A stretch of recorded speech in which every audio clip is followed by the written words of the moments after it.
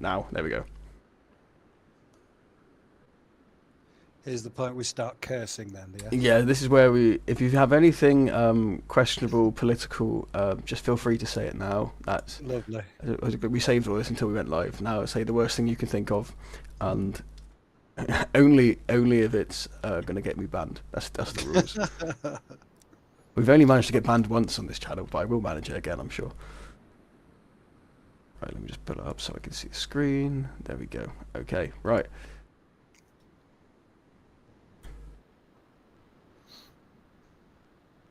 To split that between that one and that one. Right. Okay, so we've opened up. I've got Blender open. I'm assuming we're going to start just a new file. Yes.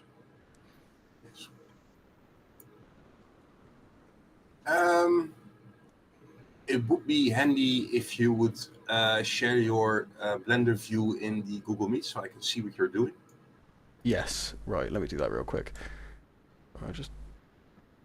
Something moved and I wasn't expecting it to. I don't know why it's doing that. That's my Windows. Right, that's fine.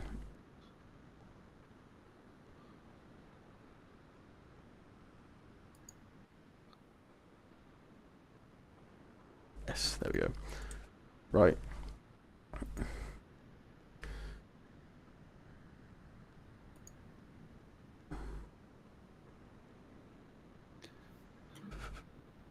Where's the option to share, I'm assuming? Presenting. Or just... It's the... share now, okay. Right, no, window. And then it lets you choose. There we go, Blender. Okay, sharing. Good evening, DP. How are you doing? Welcome to this educational stream this evening. It's next to the smiley face in the Google Meet screen thing. It's saying Ed Peak is now presenting. Oh, you only can do one. Yeah, I think only one of us can drive at any one point. Okay. Well, that kind of makes sense actually. If you watch, what's the latency on Twitch? You should be able to. It should be pretty quick, I would have thought. First, that doesn't really help for Dean's case. No, it's too small. I can't see that.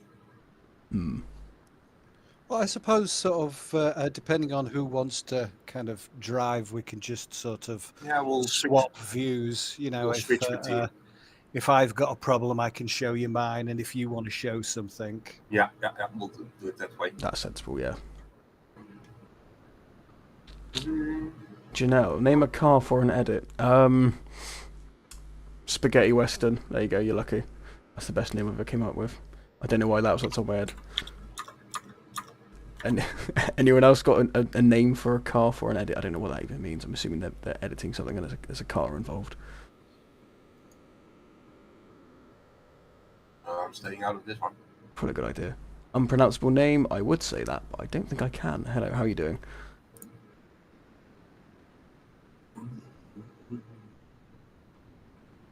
Name of a car? I don't know. To be honest, that's the tamest thing I've been asked. As in a type of car, or I think like yeah. I'm thinking like a character name, like a personal name. That was my assumption. Right. Should we switch over to watching Mannys then? No. Well, first we'll fix your screen because okay, right. Fixing my screen. It's horrible.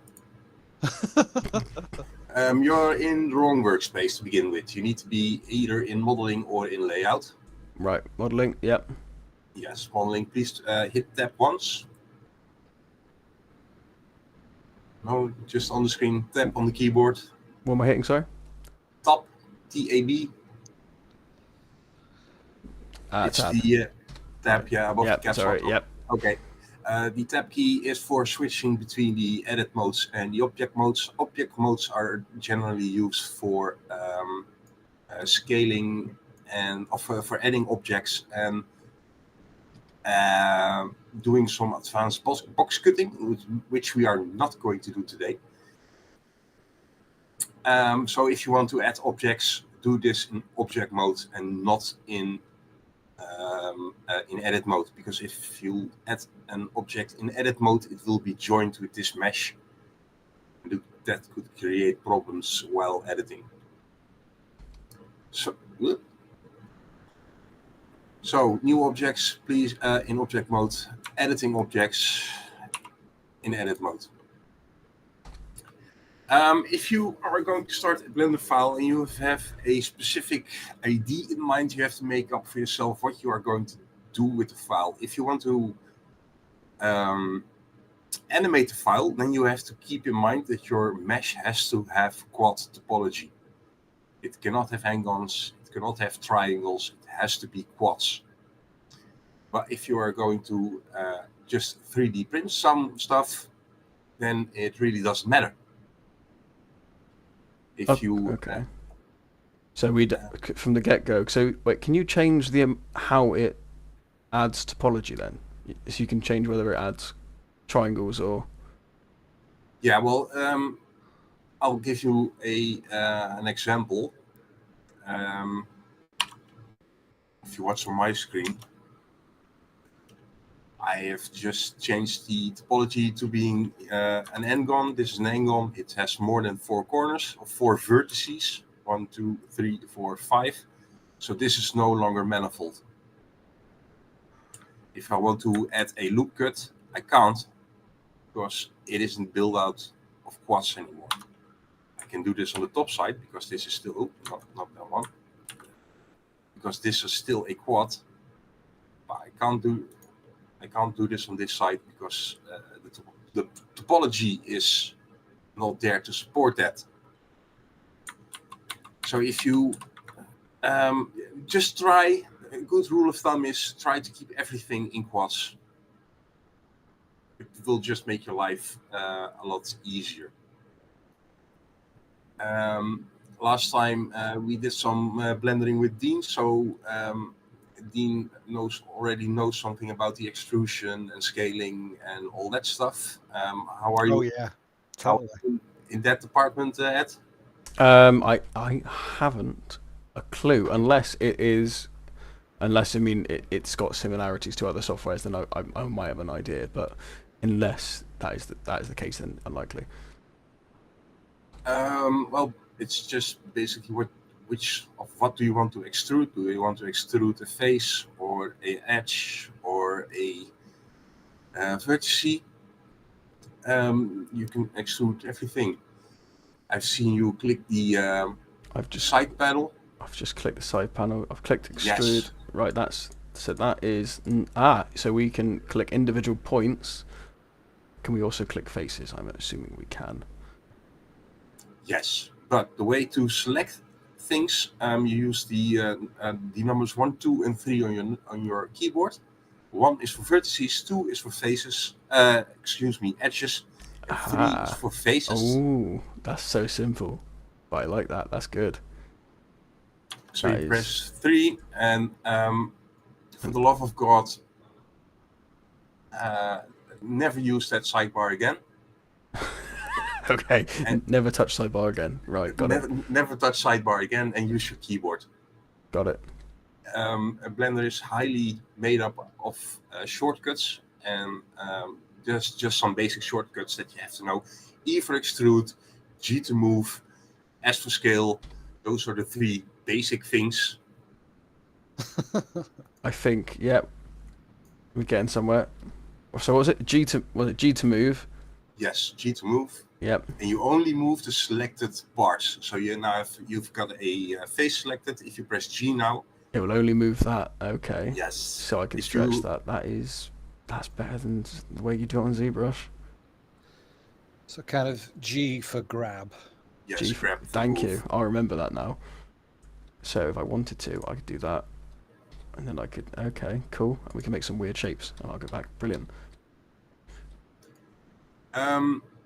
If you want to extrude stuff, let's say this cube that you have if you want to the top face, you want to just extrude a quarter of the top face. You can do that, but you need to add the topology. You can either subdivide the entire cube by pressing A, right click, and then subdivide. Right click on the mouse. So A for all, right click, and then subdivide.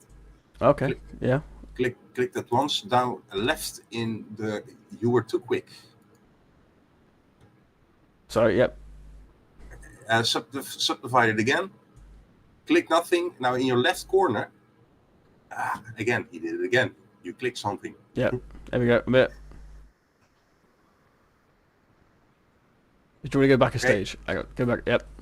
Yes. Okay. Right mouse. Subdivide. Yep. Now in your left corner. Yep. In the bottom corner, there is a black box. Click it. It says subdivide. Left bottom corner. Oh, yeah. Left. I see it. Yes. Yeah, I'm with you. Click that. Those are your helper menus. They come up while you are performing an action. So now you can say how many subdivisions you want. Smoothness isn't really useful here because it's everything has flat faces.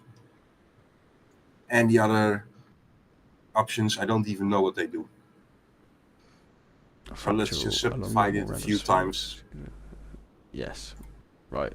So wait, it's number of cuts is number of subdivides. Yes. Okay. So yes, it is. Okay. Grand. Where should I? How many should I do? Just leave it as is. No, this is fine. This is fine. Okay. So just select the. If you'll see on my screen the top 6 or 9 faces. Oh, sorry. Need to go to faces. How do I select do I just click or do I hold down control? You're in vertices mode now, so if you want to select a face, you have to press 3 on the keyboard. Right, 3 on the keyboard. Is it control and click? Yes, it is. Okay. Yep. Similarity found. Good. Yes, you can do it that way. You can also press the C button on the keyboard. You'll get a circle.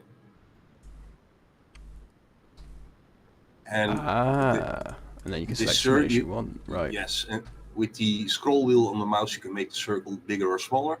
Cool. Yep. For selecting more stuff or less stuff. With control, you can, or with shift, you can add stuff. With control, you can subtract stuff that you selected, if that makes sense. So shift to add, control to deselect. Okay. So why is that not? Yep. Got it. But then it wasn't. Why is it not? Right. No. Yep. Got it. I'm there. What do you mean by control to deselect? If you want to add to your selection, you hold shift and then click on the faces that you want to add. Yep. If you want to subtract already selected faces from your selection, you hold control and click those faces again. Is it control or is it shift? Because for me it's shift. Oh, for me it's control. For me it's shift as well. We might. Really? Yeah, that's weird. Yeah. I wonder if you've. Why would you? That's what I say. Sort of clicking, holding control, and clicking does nothing at all. Yeah. Although same with my one. Left clicking select and clicking the mouse button. It was working. Yeah, clicking the mouse button deselects. Yes, you have to.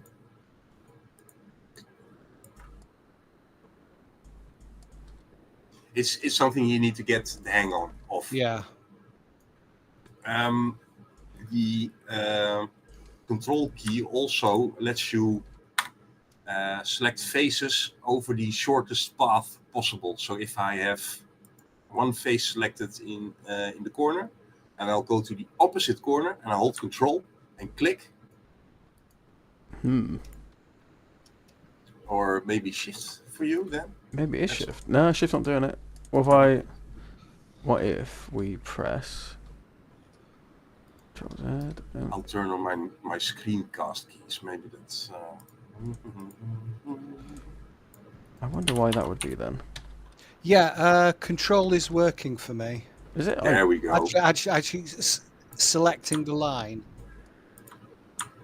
I can drag. Maybe it's because I pressed C and I'm unpressed C. Is that it? Yeah, you have to cancel the C selection operation via right mouse, otherwise nothing works. Ah, there we go. That's what I was stuck inside. That makes sense now. We're back. Good. Yeah, so holding down control and clicking C will connect the two dots. Yeah, it will find the shortest path to the next phase. Okay. Or vertice or whatever. Oh, Right.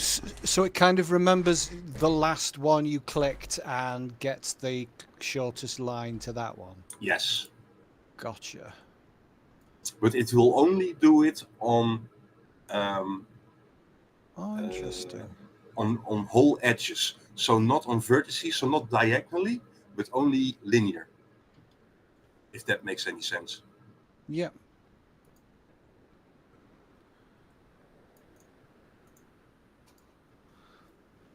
Okay, so if I want to select the perimeter of the square, you can do that by just holding down control and clicking in the corners. That's handy.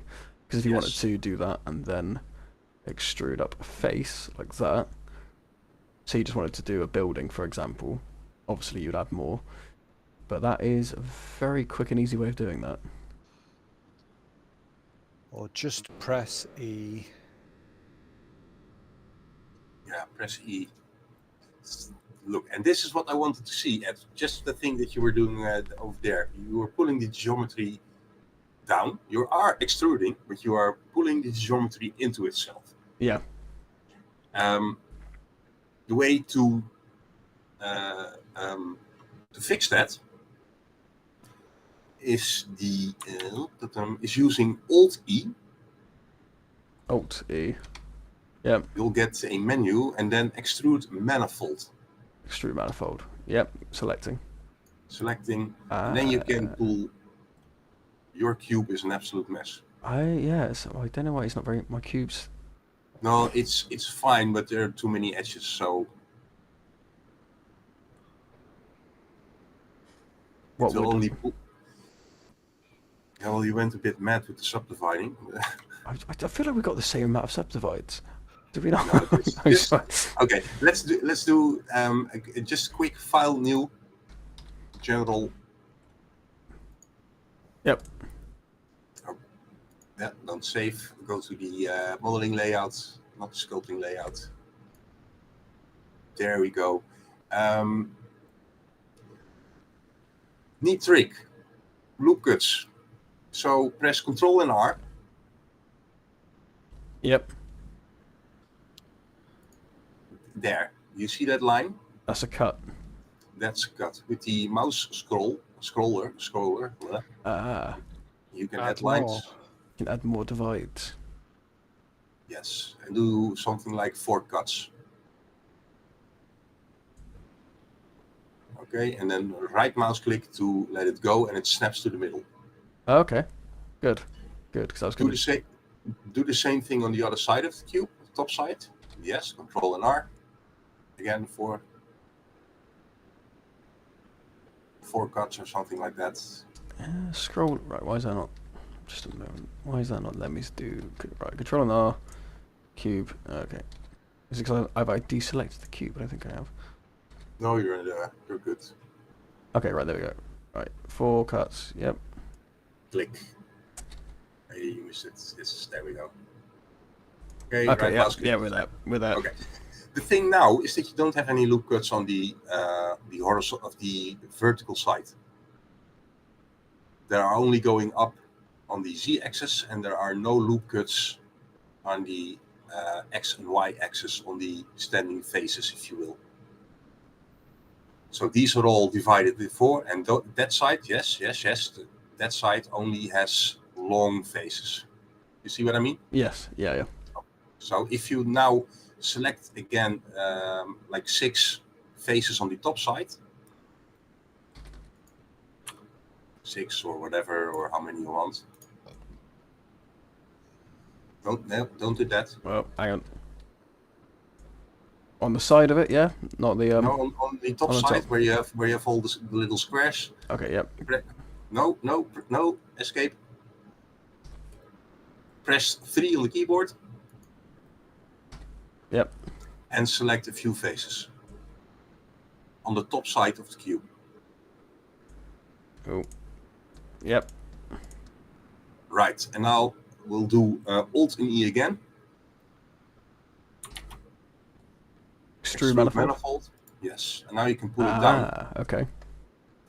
So it wasn't working before because you had the loop cuts also on the sides of the cube. I see. So you have to start off with the cuts on one side. Right. Okay. Yeah, well, you have to think about what you are doing. That's mainly what I want to say with. You think ahead what you want to make and how you want to approach it. And good rule of thumb is to work with the least amount of topology necessary, because you can always add more, but deleting topology usually creates problems. Yeah, so simplest is the best. Yes. Also, it renders quicker. Also, yes, true. Dean, how are we coming along? Oh, I'm just having a play myself. Oh, no, that wasn't intended. Happy accidents? Kind of. Sounds like I my was just dad. wondering about. I can show you the chaos that I've been.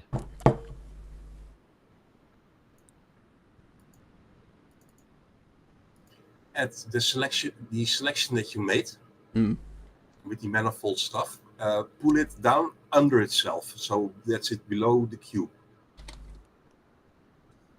I'm just curious. I've got a just a an edge selected. If I wanted to delete that edge and effectively, thank you, merge the two faces that edge is separating together, what kind of delete would I use? You push X and then either delete edge or dissolve edge. I would always try to dissolve edges first. Dissolve. Cool. Thank you. Because I sort of, whenever I deleted that edge, I seem to be deleting the entire face as well. Yeah. Well, the thing to fix that is select the faces that you, of the vertices that you want to reconnect with a face, and press F. Gotcha. That'll create the face inside the edges. Gotcha. Yes.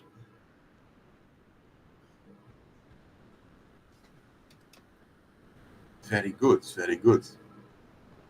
And what's the difference between ordinary extruding and the extrude manifold?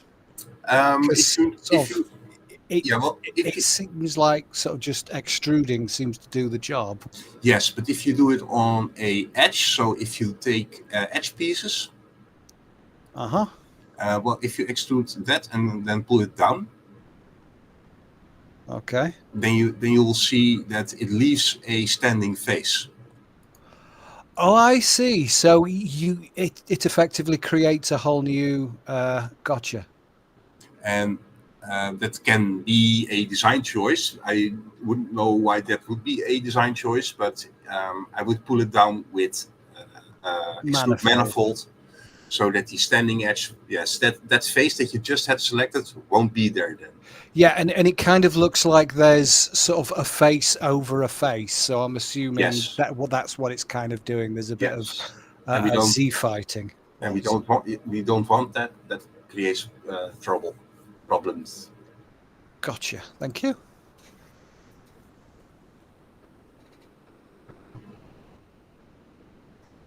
Okay. Can I pull? Let's see.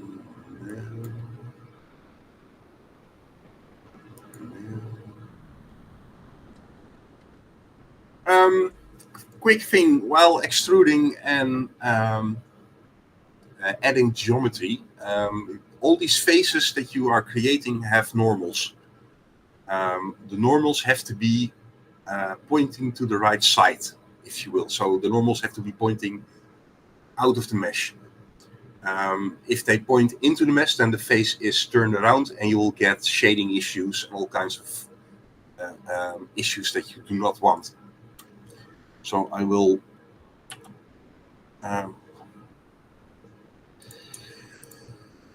Click a few of those and extrude and scale.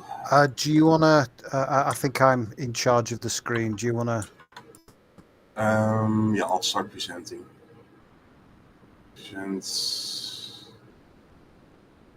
Okay. Right. So let's say I'll select. Hold on.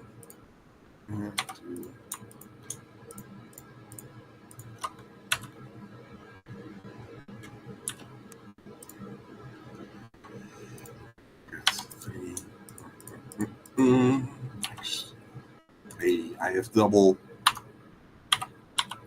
distance. There we go.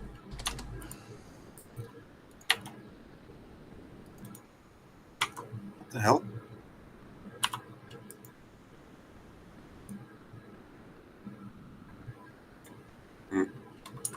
Alternate extrude manifold, then just it's a good.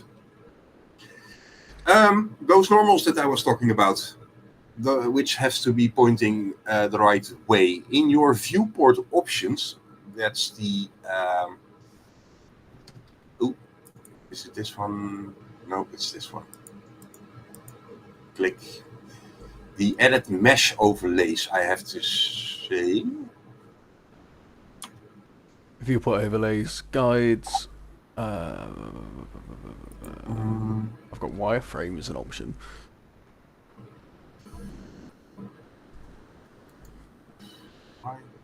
Oh, there it is. The viewports overlay. It's the button. If you can see that, my screen is the one to. The kind of circle over Yes, the circle, one solid, the other one's a line. Yes, Yep. that one. I'm there. Okay, there is a checkbox face orientation. If you click that, Yep. I can see on Dean's model that there is one face that is pointing the wrong way. That's the red one. Oh dear. And on Edge Mesh, There shouldn't be. There shouldn't no, be. No. It looks good.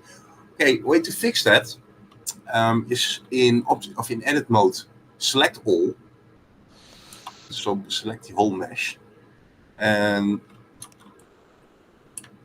press Shift and N. N. Shift N. Oh, lovely. And again, in the bottom right side, you have this recalculate normals window which comes up. It gives you some options, the only inside, so you can flip the whole mess around if you want to. Oh, okay. Okay. And on the what was it? Hold on. Yes, Alt and N. You'll get a whole drop-down menu where you can recalculate the normals one by one if you want to, or one face that is just giving you a hard time, that doesn't want to work along. Set from faces. Oh, I appear to have. Do I still have an? Yes. Press 3 on the keyboard, Dean. Uh-huh. And that's the inside face of a pulled down extrusion. Yes. So you can't fix that. The normal is pointing the right way, only that face shouldn't be there because you have extruded it down. Gotcha.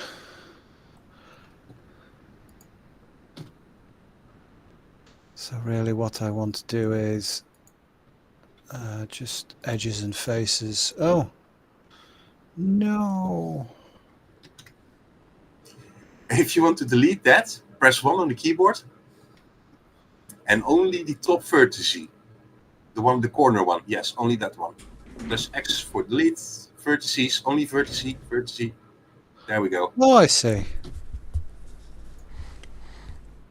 Okay, cool. Fixed it. Thank you. This is a good habit to check now once in a while. Are my faces pointing in the right direction? Mm-hmm. Just to recap the commands for that. turn on face orientation in the menu, the viewport overlay. Yep. And if you have trouble with or you can select the whole mesh via A, just A for all. Click A and you'll select the whole mesh. And then Shift and N to recalculate. Calculate. Okay. And if that gives you a hard time, then you can press Alt and N. And it gives you the normals menu, and then you can recalculate outside or inside faces, or if you just have one face. I have just one face that doesn't want to work along. I'll press Shift and N, flip, and now it works.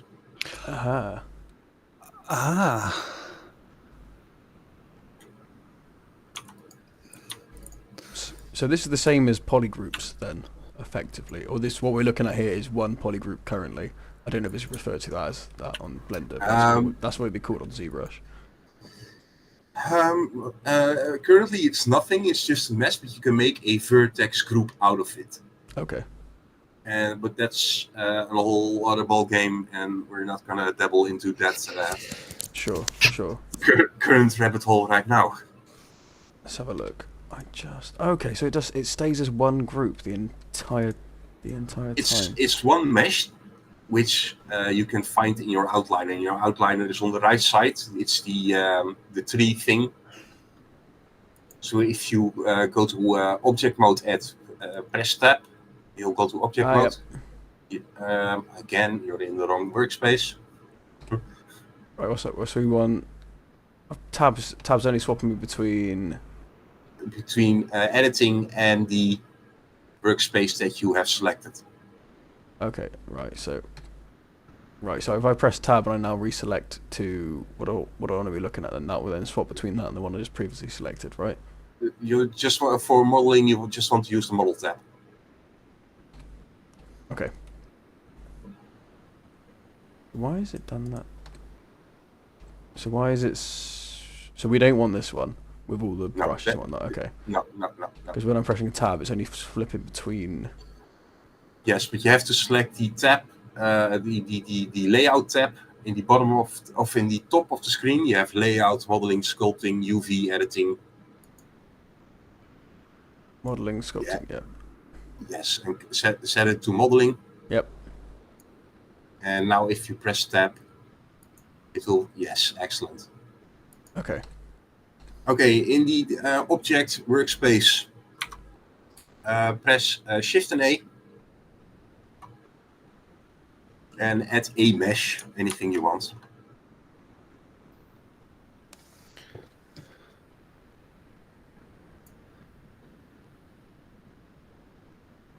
Oh dear. Let's go with a cone. What have I done? You have made the second object really, really big. But no worries, we will fix that. I don't know why it's so big. I've only clicked a button. How do I?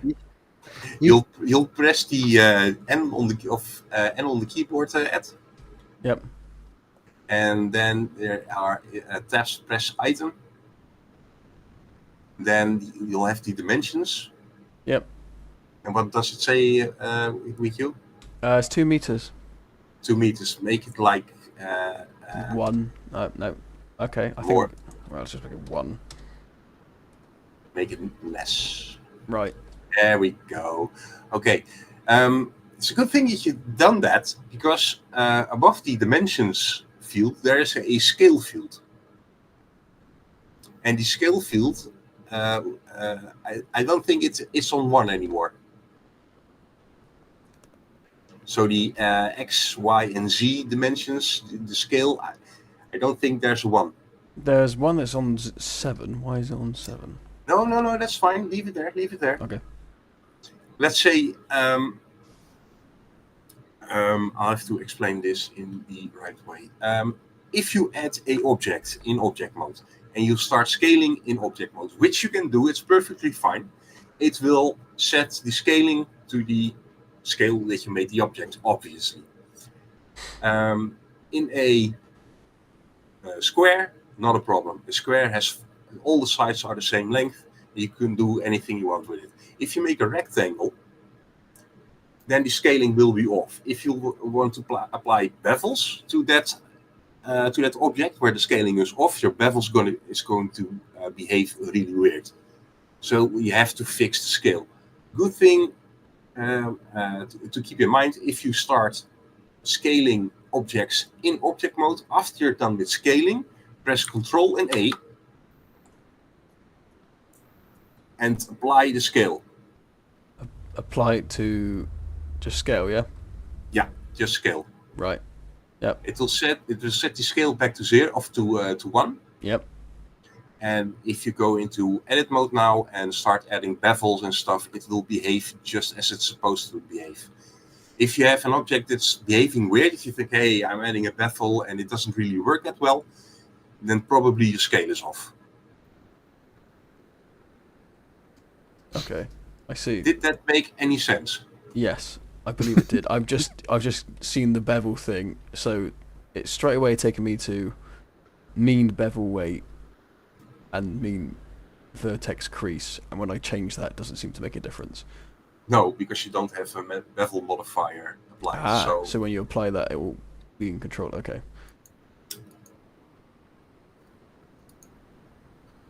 So, anywho, we did kind of really basic adding, scaling, changing direction and stuff. What I would like to see you do now is, if you'll take a look at my screen.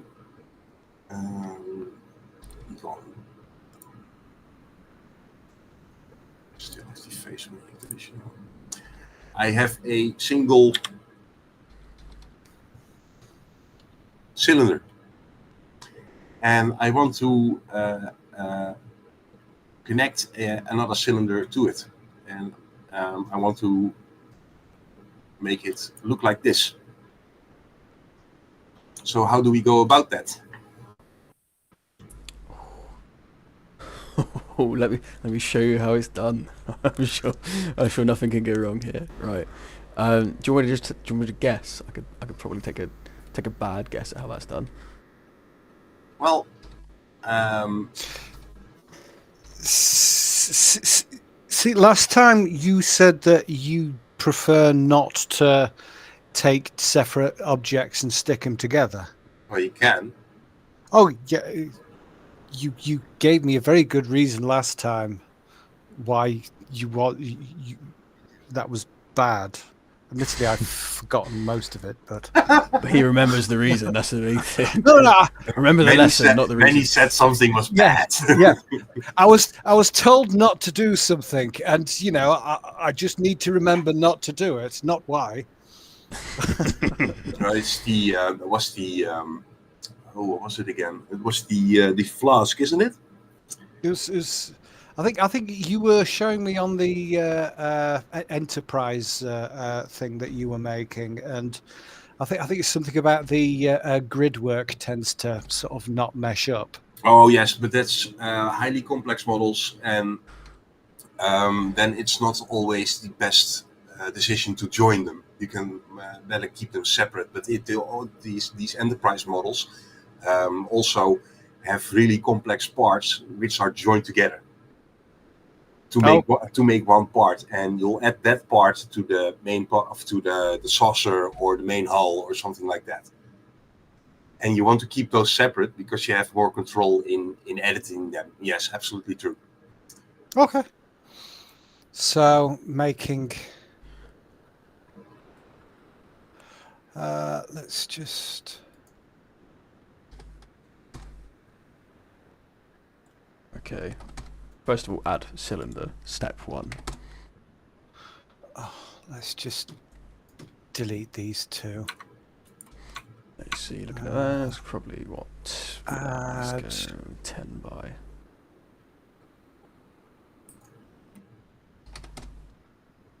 I appear to have the smallest cylinder in the universe. But you can scale it. Humble brag. Aha.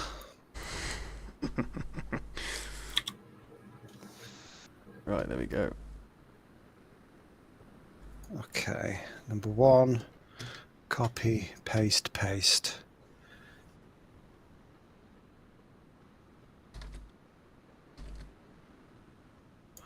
One, 2, and 3.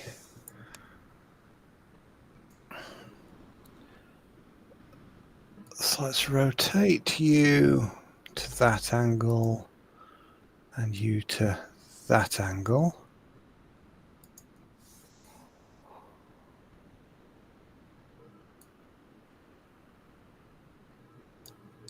We want an array, don't we? I feel like an array is the correct way to do this. I don't know what the Blender version of array is, though. The Blender version of array is called an array. It's just called array. Well, there you go. I'm off for a winner there, then, aren't I? Let's try that. Isn't it just the merge button? No, it would be too easy. As you could probably hear, like, hear the noise of just, like, cooking bacon coming out of my ears as I'm trying to find... I'm going to get myself a quick drink. I'll be back in a minute. Oh, yeah. He buggers off and leaves us with an impossible... just cooking. Right. Okay. Jokes on him, I know what Google is. During this tutorial, we look up a random tutorial. Let's find... Okay. Yeah, this workspace scares me. It still scares me. Face. Let's find... Only faces, yes. Only faces. Geometry node, scripting. Okay, we don't want that. Modeling mesh. Duplicate, extrude, separate, bisect, knife project, knife tool. Symmetrize, symmetry. Can I set? There's no way that. Okay, no, that's beyond me. I was going to try and just use a line of symmetry and offset it by 45 degrees and hope that that did it, but that's not going to work. Because I don't know how to use that yet. Okay, going back on that. Oh, you sound like you actually know what you're talking about. If this was ZBrush, I would have done this in 5 seconds. That's the annoying thing. I was so experienced in that. I'd almost say I was good at that software, but it's 30 quid a month. That's too much money for a bit of software. How long did you sort of spend learning ZBrush then? About a year. Oh wow. Yeah, it was bad. I've made some. I'd even say I've made good minis if I'm using it. Pravnave, hello, how you doing? I don't know why I put a Y on an I on the end of it. Welcome, how you doing? We're having an educational evening. Not often this happens, so make the most of it. Oh yes. Very educational. It's mostly me just being confused, but then again, that tends to be how most of my streams go. It's not just you, I guarantee that. Right, let's see. I feel like you've got a slight advantage on me because you've already had one of Manny's lessons, and I... Yeah, but we didn't do this. We didn't do anything like this. Sort of, as I said, sort of, Manny kind of sort of said, you know, we're working on one piece, and really what we did was kind of work on my lab equipment. So it was kind of drawing a line, extruding it so it looked like sort of a shape, and then spinning it to turn it into a 3D object. Oh, I see. So you revolved. Cool. You revolved a You created a profile and you revolved it around 360 degrees to make the shape. Exactly. That makes sense. Okay, yeah, that's pretty cool. This is sort of totally different. Why is there a monkey, Manny? Why is there a monkey? They're supposed to be the Blender thing. Yeah. That's the only standard model that you get. Oh, okay. No, it's SENSEI is used for render setups, lighting. It has a lot of curves, so light can catch a lot of different angles. Okay, I'm still trying to find an array thing that I can put information into. That's as far as I've gotten. I haven't even made a move. Okay, so just forget the array modifier. We're not going to use the array modifier. Okay, fine. Well, that was my one trick pony. Right. I'm sure there has to be a merge into one button. Triangulate faces. There are. Wireframe, swirl solids, dissect. Okay. Is this a modifier? No, the only modifier that I'm using is a subdivision surface, and a subdivision surface just makes the surfaces smooth. Okay. Shift R to rotate. Okay, we're going to rotate you. I want to rotate it up. Can I change? I can change the point of rotation, I'm sure. Where's the button for that then? Okay, well, I'll show you. Okay, Thank you. have a look. Put us out of our misery. Okay, I have this. Ooh, what on earth did I do? Does that wireframe view, I believe, Dean? That's what it looked like to me. Yeah, so it would appear. I'll just I'll hide this one. I'll add a cylinder, and I will pull the vertices down like something handleable, like 16 or something. Keep your vertice selection always even, not uneven. If you go like 1 or 3 or something stupid, then you'll have a hard time connecting vertices. So try to keep them in even amounts. Okay, I had no idea how many I had, so let's see if we can make. Remind me what's the thing for changing the amount of polys? Okay, delete your scenes, throw everything away. Right, shall I just do new general? No, hold on. Everybody, just press Shift and S. Yep. And then cursor to world origin. Cursor to world origin. Yep. Okay, then you have the center snapping point of the scene. Yes. Add a cylinder, but before you click it away, you have this that black box in the bottom left side of your screen. So if I'll delete that one, Shift and A, add a cylinder, and then you have this menu. There you can adjust the amount of vertices, the size, the depth, location, rotation, all that kind of stuff.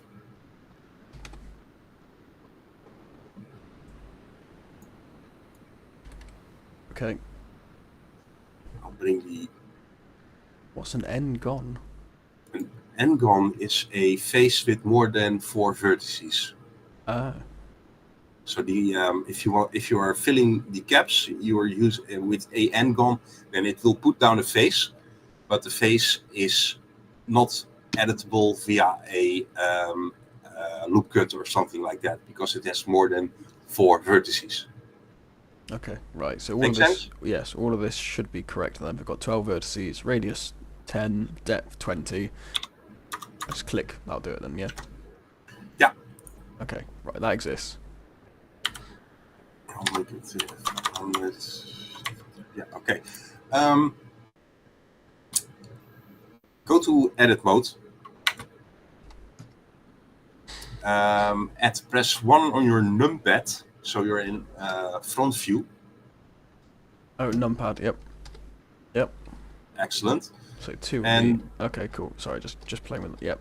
Yeah. Press G for grab, and move the whole thing on the Z-axis while pressing Z, so it moves only on the Z-axis. Okay, and if I press X, it'll move it only on the X-axis. Yes. Okay, right. Yep. Cool. And we'll move it something like that. Off of it. Yep. With everything selected, we are just going to have a look. We filled in the caps, and we're going to delete the caps. So press 3 on the keyboard, select the caps, X, and faces. I've deleted everything. That's a bit too much. Could you say that again? So select only the top faces, so the caps of the top face. Yep. The top face and the one on the bottom, so that you have a open cylinder. Yeah. Press X and then delete face. Only faces. Yeah. Deleting faces. Yep. Then we'll press 1 again on the numpad to get in front view. And we'll select everything with A. Compliance. Shift and Shift and D to duplicate. Shift and D, duplicate. Yep. And if we, are we going to press and it right. again? No, and then we're going to okay. press right click so it snaps back into its original position. Right. Yep. Then rotate. R for rotate. Yep. Oh, hello. I am seeing that. Okay.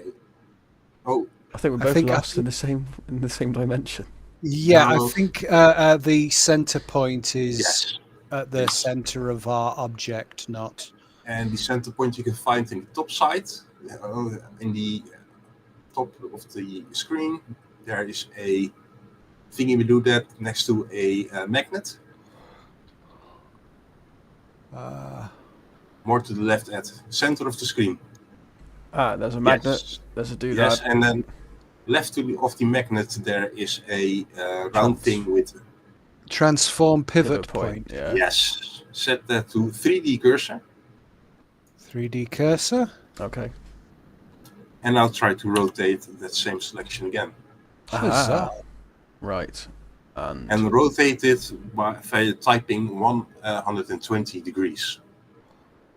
120. Why is that? Oh dear. We died. Ah. This is what happens when you don't pay for Google Meet. You have to redo every now and again. Let's go. Fine. Don't think it's going to reveal anything interesting about me because there's nothing interesting to reveal. There we go. We'll just sit here for a minute. Okay. And I'll wait for Manny to resend. Just like that. He's on it.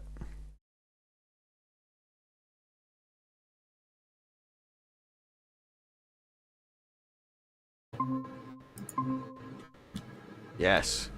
We found a way around the system.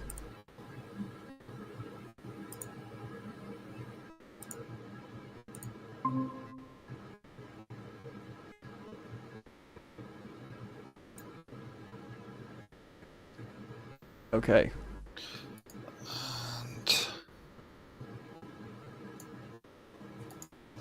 Right, let's go back and do that again. So, and we're just going to type in. We're not going to type that in. Where's that going though? It's not. If I'm typing that in, I can't see where my value is. It is going to. Why can't I see that? So if I type 180, it's not what I want. 90, no. 45, oh, 45. Not quite.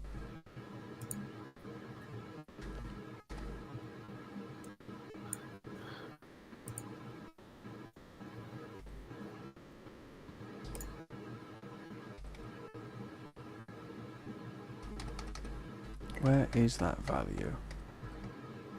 What are you trying to do, Ed? I can't see. So when you type it in after you've clicked to rotate it, where is the value? Oh, it's in the corner. I'm being an idiot. Never mind. It was covered by the other thing.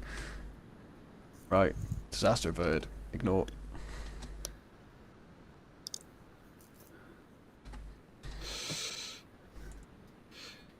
How do you?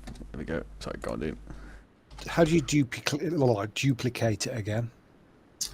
Well, Shift and D is to duplicate. And so I'm assuming we'll just Shift and D to get the third. Well, we have to do the same operation that we did again. So if you press Shift and R. Oh.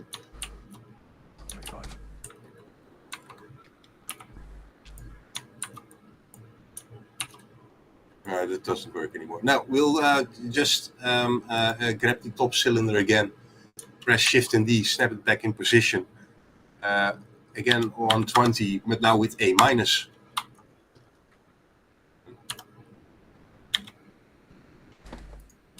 No, that's it. Now, remind me again. How do I select everything behind the thing as well. Press Shift and Z. Shift Z. And you'll go in wireframe mode, and then you can select faces that you can't see. Yep. And Shift and D to duplicate. Oh. So these two cylinders are under the same cylinder. Am I right? Oh no, they're not two separate cylinders. They're the same. So how does that work?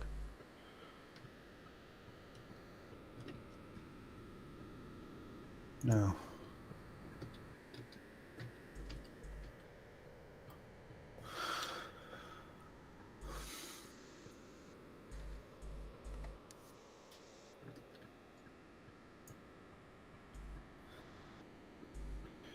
Shift and D to duplicate. So right click to snap back in position. R to rotate. 1 to 0 and with a minus. Oh, almost. Yeah, close. Excellent. We are getting there. 135. It's gonna be 2. Yes. All I need now is a permanent Manny over my shoulder, and I'll be all fine. No, They're expensive. if you have time to watch tutorials, I can highly recommend Artisans of Vol. He's an English bloke, so the accent should work for you. He is really good. He's also into 3D printing and into minis and Warhammer stuff, and he really explains it excellent. Way better than I could ever do.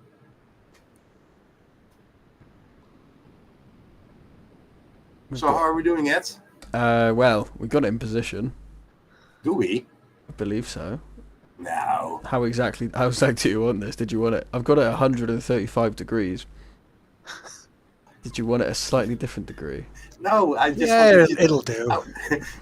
Well, we'll see how it. The thing is, you're making it more difficult for yourself now. Okay, right.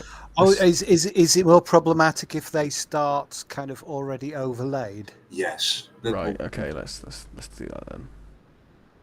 I suppose sort of if you start off with them a little bit further from the center point. If you can see on my screen at how they are positioned. Yep.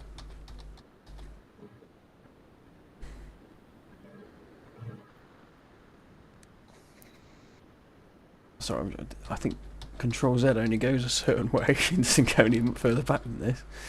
Oh, that's something that you can adjust. Okay. We'll do that in a second. Yeah, that's handy doing before you screw up, though. That's something that I usually forget to change.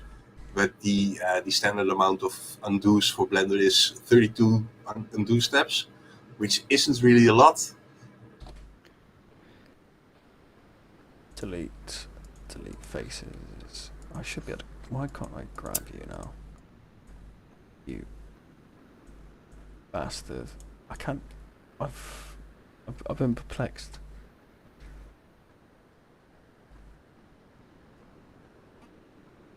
Okay. 3. There we go. I'm back in the room. What is it? Is it Shift Z? And you can select just drag and highlight everything. Yes. Oh, well, that works. Shift and Z, and also in the top right of the screen, you can turn on or off wireframe. Give that a bit more distance. There we go. Okay. Repeat process. So Shift D.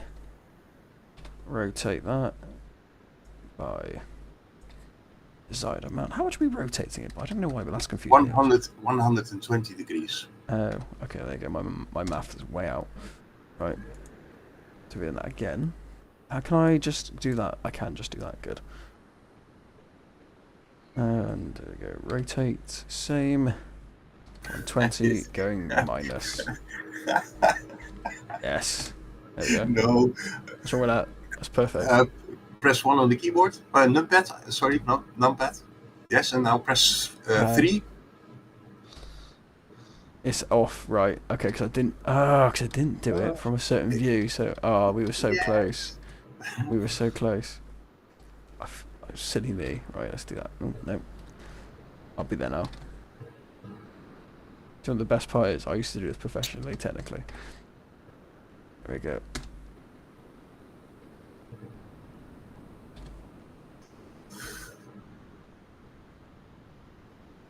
This is probably why I'm not an engineer anymore.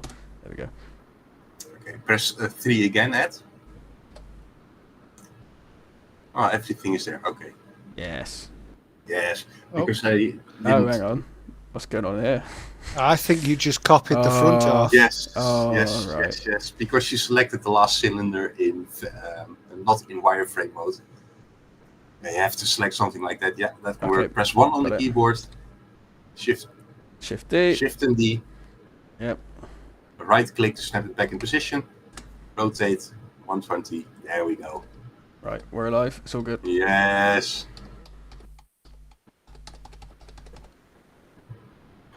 And now comes the fun part. So if you press 1 on the keyboard and go to vertex selection. Yep. And we'll press Shift and Z to go into wireframe. Wireframe, yep. Yes, and then we select the these edges and these edges. I hope that you can see on my screen what I'm meaning. How do I present myself so you can better view what I'm doing? I can see you. Didn't know I could do this in one quick movement. There we go. Yep. No, just the first 3, Dean. So that one, yes, and then to the center. No, and then the one in between. Yes, that one. No, more to the left, to the left, to the left, to the left. Yes, that one. Okay. And on the other cylinder, below it, the same selection. Okay, so not that one. Oh. Good point. Just drag. Yes, excellent. Hold. No. Oh, no. The top ones. The top ones. Just the top ones. Yes, and okay, and now yes, and now stop. Okay, hold. Nothing more. Okay. Oh, I see. Yes. Sorry, you're just a very small image on the screen. Sorry. Is that what we're after? He says. I think we need one more, do we? Is that? There we go. Is this correct? Yes. Well, I can see just the one in the center over there. Why is he not doing it? I don't know. Who's done that? Did you press 1 so that you have vertex selection on? Yeah, it's definitely vertex. Oh yeah, I can. It's a very tiny screen, mate. It's a very small. I've got a little magnifying glass here. I should send them out. Well, with those vertices selected, we'll press Control and E. Alright. Mm-hmm. And we'll click Bridge Edge Loops. Okay. Bridge edge loops. Then there's a box on the left side. There you can increase the amount of cuts. So add more of a curve. I yes. see. Don't overdo it because we can make it smooth with a subdivision surface. So like 3 or 4 cuts are more than enough. I would sooner go for 3 than for 4. Okay. And do the same thing on the other edges. If that makes sense. Shift E. No. Oh. Sorry, what was the command again? Was it Control E? No, it wasn't Control E. Control E. Yes, Control E. Control E. Okay. Bridge edge loops. Right, there we go. Cuts up to 3. Smoothness. That's Not changed. Oh shit.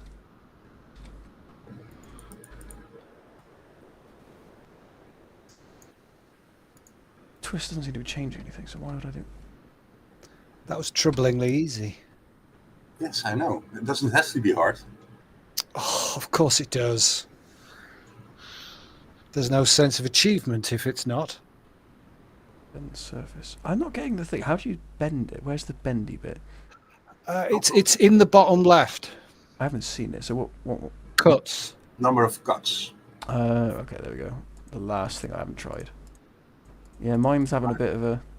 Yeah, Ooh. sure. I think yours has some inside faces. So S to escape. These don't. Control Z, make them go away. Yep. Present your screen, please, so I can see better what you. Should be. I think I am up. Where are we? Yes. Share with the class.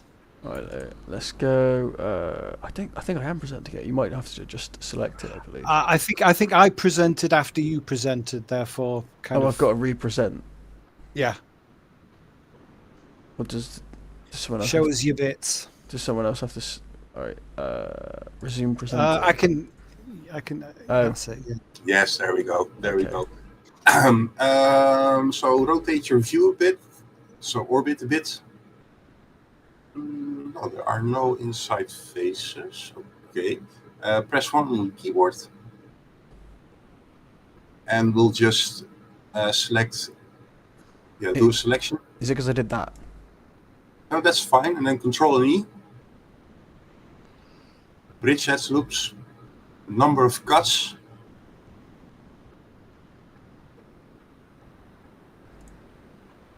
Oh. I think that maybe you're. I'm just cursed. Yes, you are. I am quite impressed, actually. That's. Press escape. And undo it. Yep. Go to object mode. And your scale is good. Your orientation point is in the middle. The only thing now that I can think of is that maybe you have some faces flipped. So press Shift and Z. And go to the image overlay.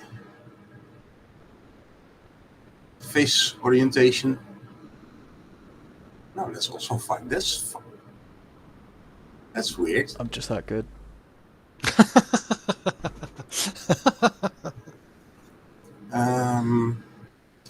Let's try another selection, Ed, on the left and bottom one. So do the same thing. That doesn't work. You have to go Shift and Z because you don't have the back vertices selected now. Yes.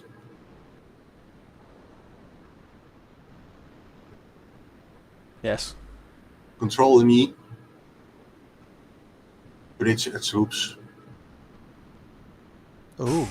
Is that better or is that worse? No. Escape. Oh, hello. Escape, undo. Go for all, A for all. M. Merge by distance. There we go. I don't know what's just happened. You had some overlapping vertices, so vertices, two vertices that occupy the same space.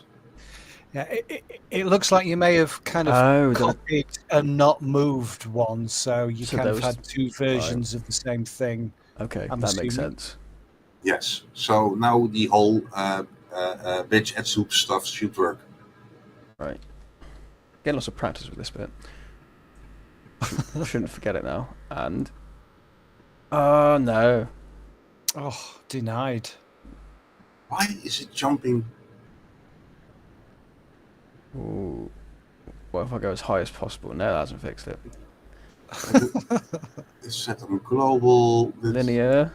Hang on. Off. Bend surface. Maybe I just had it selected the wrong thing. No. The open loop blend surface should be on blend path. Let's try that then. Yeah, that's still not having it. Smooth. Connect loops, open loop. Your smoothness set that to 1. And That was it. There you go. There we go. Okay, and then 3 cuts, nothing too crazy, just 3. There we go. And I'll do the same thing on the other. Oh.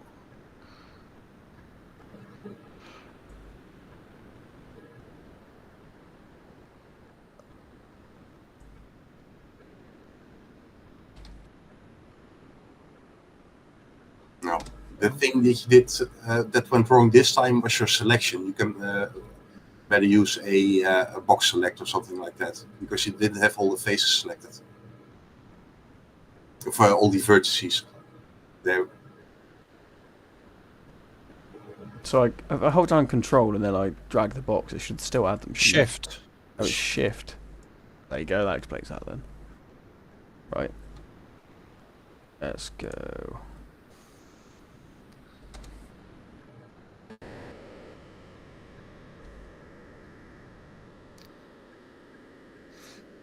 So this is the thing. I sometimes find that you tend to learn more when you screw up. You do. Because if you just do it all right the first time, you don't know, you kind of, when you eventually screw up, you don't know what you're doing wrong. What was it that Master Yoda said? Failure. Just failure, I think. Just failure. Yeah. You suck. Yeah. You suck, Luke. I hate you. Why are you on my swamp? I hope you Okay. die. Yeah. I think that's how the film went.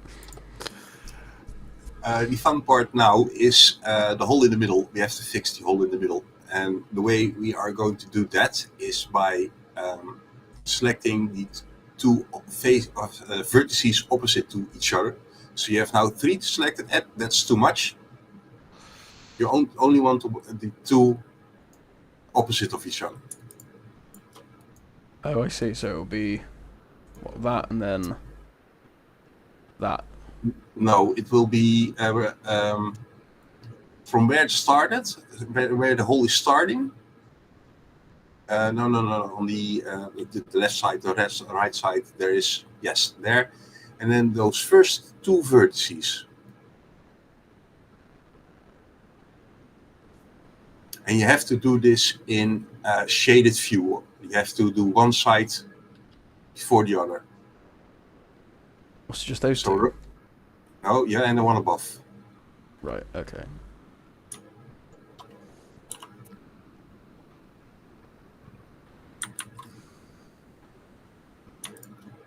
Is that correct? Now deselect the single one on the left side. On the corner, yeah. Yes, on the corner. Okay. There we go. Rotate your screen a bit, so orbit a bit, so that you know that you have too many vertices select. So you see that one, deselect that one. Yep. Okay, yep. There we go. Press Shift and Z so that you can see what you're doing.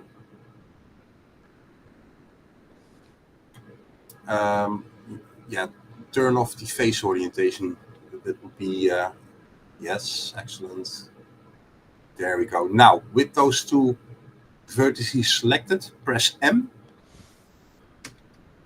And then at center. At center. Oh, okay. So we're merging them together? Yes. And we'll work our way around this. If you get what I mean. So you can literally stitch it together. Center. Yes. Okay.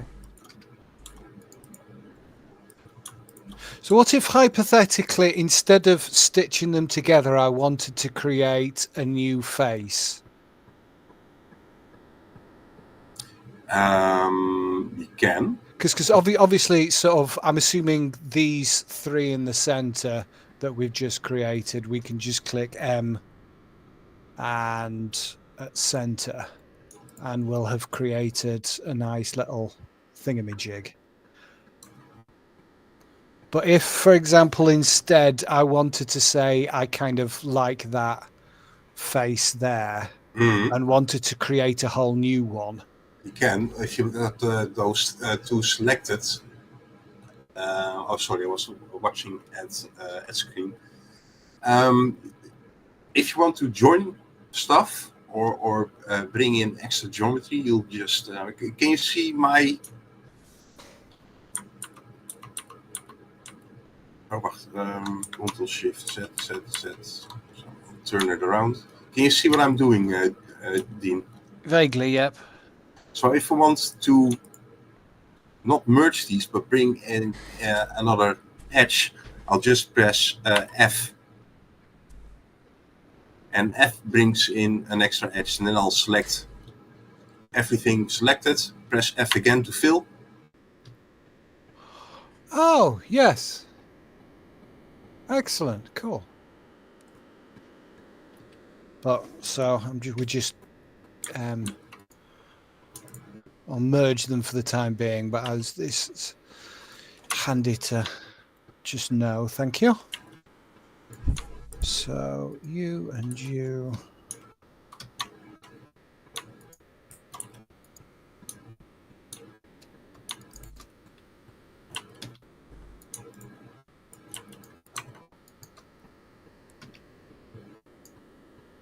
So I've got one side, the faces merged, and I've got the other side, the faces joined, Dean. So we can see the difference while subdividing the mesh.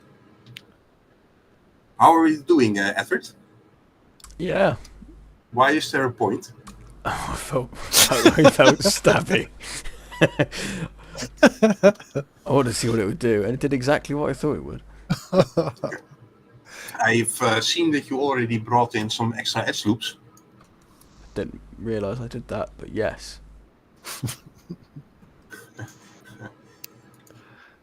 That's fine. Okay. If with this mesh now done, it's now connected. If you go into edit mode and you'll press Control and R, if you want to make a loop cut, then you will see that the loop cut follows the topology, nice and smooth, and it flows in the direction that it should. So go to edit mode, yes, and then press Control and R. And do you see how it flows? The loop cut, Ed? Yep. So there are only quads. There are no topology problems, and this is an excellent piece of topology. And this will 3D print. Well, it won't 3D print yet because it's not solid, but no, but yes, it's infinitely thin, so it won't 3D print. But the topology is spot on. You could animate this any day of the week. But we're not going to do that. There's no need for that. If I could animate some of the things I've designed, that would be something. I don't know what I do with Shrek. It's either Shrek or an orc, actually, at this point. I don't think it's the last things I made. So we'll go back into object mode. And we'll press Control and 3 on the keyboard. Control 3. Okay. What did that do? In the Object Data tab, the Properties tab, if you'll click on the wrench, that's the Modifiers tab. What was that? Sorry, what were we clicking? In the outliner on the right side. Yeah, and then more down. You have the option screen. More to the right, more to the right, more to the right. Yes, right, more right. Yes, there is a wrench. A wrench is. If you go down. Yes, a bit to the left. Yeah, from where that's it. That's it. That's the one. And you'll see that by pressing Control and 3, it added a subdivision surface to the mesh. Okay. So it made it nice and smooth. I see. And Dean, we can now show the difference with merging the faces and joining the faces. Yeah, I've got a knobbly bit. Yes, and that's because you have created an n-gon. And an n-gon is a face with less or more than 4 vertices. and that's going to show. So that's the difference. Does this have any trouble sprinting? No.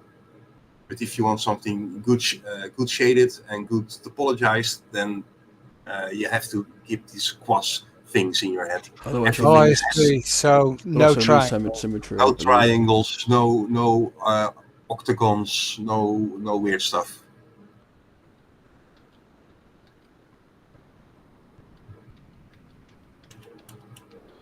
I have been told. There we go. We made our first object. So how do we make him solid? Do you want to make them solid? Yes. So if I was to 3D print this, it would. Okay. The Blender way would be via clicking modifier tabs. Because you have Hardops and Box Cutter installed, we'll just press Q on the keyboard. Sorry, could you tell us how to bring up the subdivision modifier again? On the wrench tab. Yes. You have to Control and 3, Dean. Control 3, perfect. It's also you can also access it in the wrench tab by adding a modifier. Yeah. And just click it, and then there will be a search box, and just type in sub, and then it will pop up subdivision surface. Cool. Press Q, operations.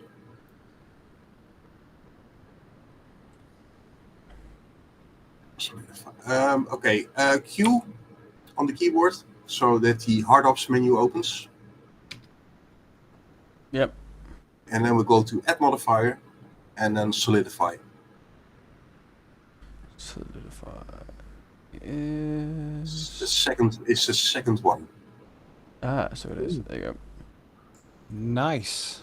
And then Okay. with moving the mouse, You can change Oh, the you thickness. Good. yes. So now we have a shelled object. Or you can, Once- I'm assuming you can change it somewhere else.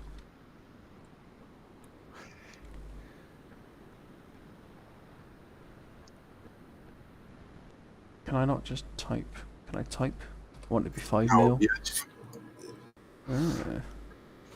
but you can always change it in the wrench tab.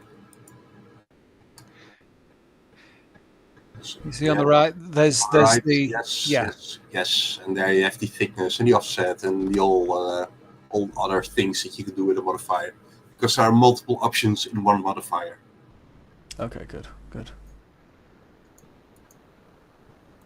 This will 3D print like a dream. So it will. Yeah. No support needed. On the base Curiouser. plate, but Curiouser. So this could be handy. Francis, how are we doing this evening? Francis likes to join just to be saluted. He does it every single time.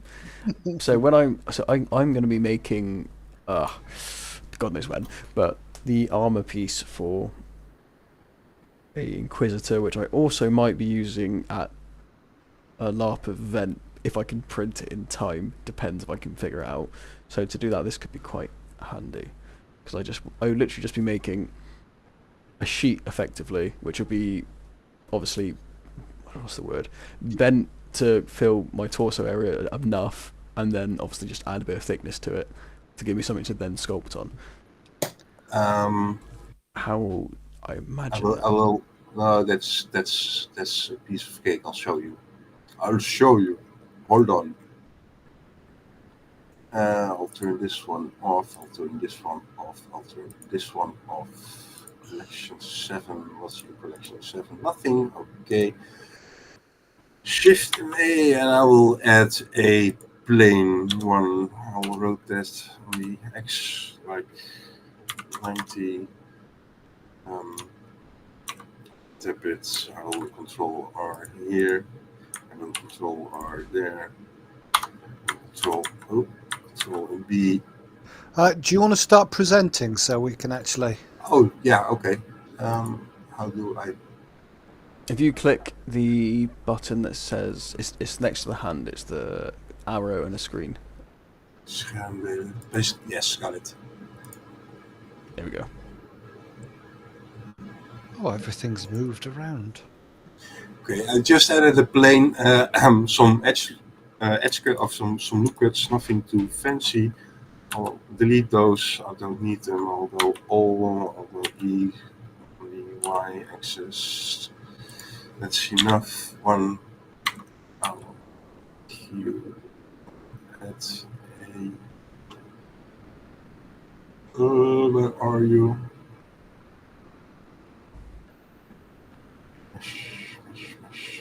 Dice. I'll edit a dice.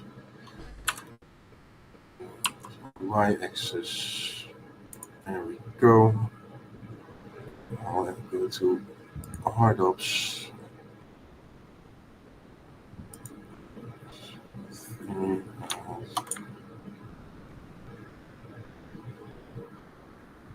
I've used the wrong one.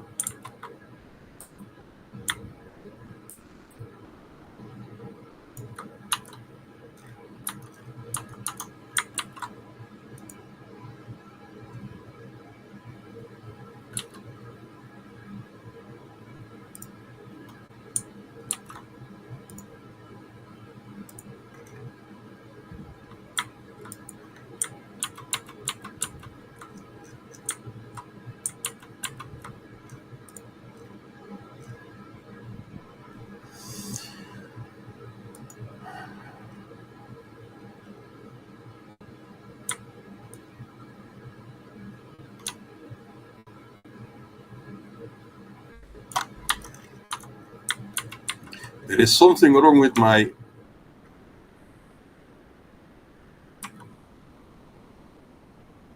scaling. That's odd.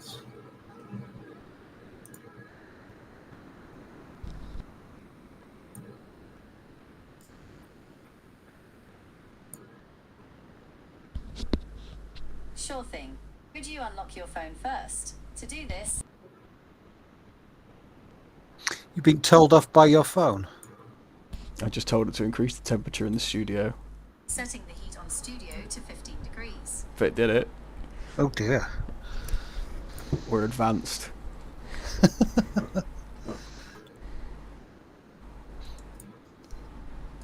I tried to have a conversation with it the other day, and it said, what would you like to talk about? And I said, actually, what would you like to talk about?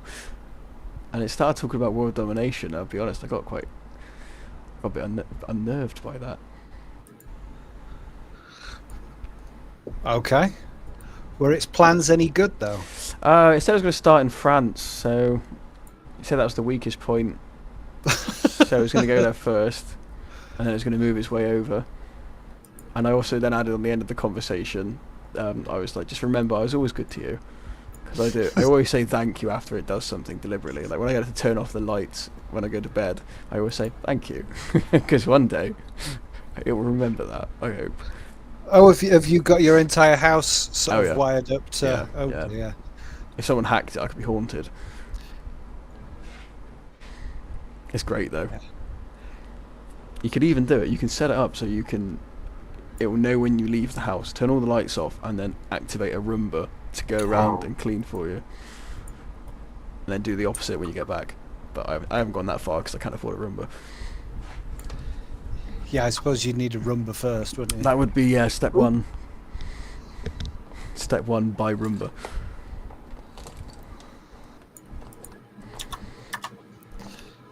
Yeah, I suppose the next step really is to get a RFID tag implanted into your skull or something, so it can permanently tell where you are. Yeah, I was joking about this today actually. I was saying, you can pay for things with your phone, using that kind of tag. I thought, well, what if you could do that, but you put it in your head, so you just headbutted things to pay for them? Oh, I'm sure I've seen people do that with their sort of the tag on their credit card or whatever. They just take out that chip thing and and they just put that somewhere, of course. Yeah. So if I embedded that in my forehead, I could headbutt things to pay for them. Or you could stick it in your hand and do the Jedi thing. I could actually, but I feel like headbutting that's much more practical than. That seems very you. Yes. Yeah. That'd be great. That'd make a good video actually. No, I won't do that. Not worth the doing surgery on myself for the sake of a meme. I'm sure there are YouTube channels out there that are all based on that kind of. What body modifications? That is. Yeah. That's almost going down the realms of. I'm not going to say Adeptus Mechanicus. It's not really that advanced, but you know what I mean. Oh yeah. Thank you very much. You see what I done here, Ed? Yep. Just real quick. How did you add the curve? Just out of curiosity. With hard ops. It's. I'll show you again. It's.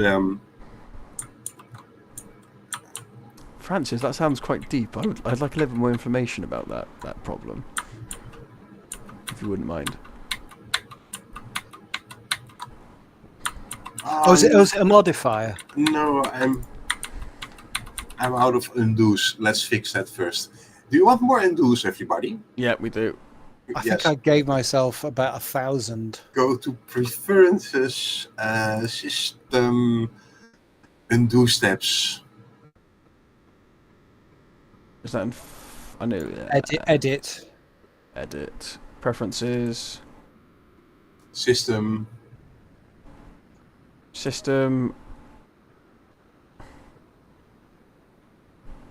Oh no, I only have 165. Right, well, I'm going to be 166 then.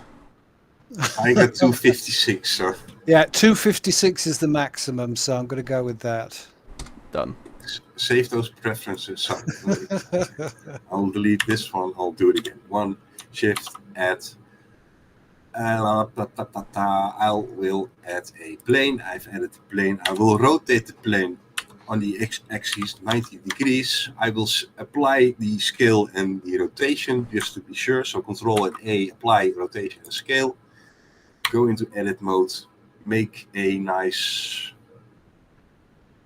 thing. I'll do it. This box color. Yeah, I can. Hang on. Something like that. There we go. And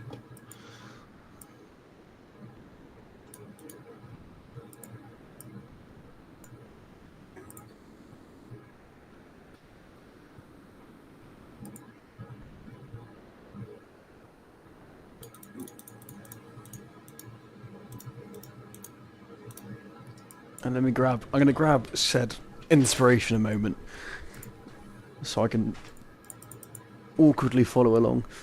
yeah, okay. But it's a really simple shape. I'll show you now. It's basically just I'll put it on camera a sec. You can't see much. Unless you've got you might. Do you have the stream open? If you do, have a look at this. There we go. That's the shape. It's.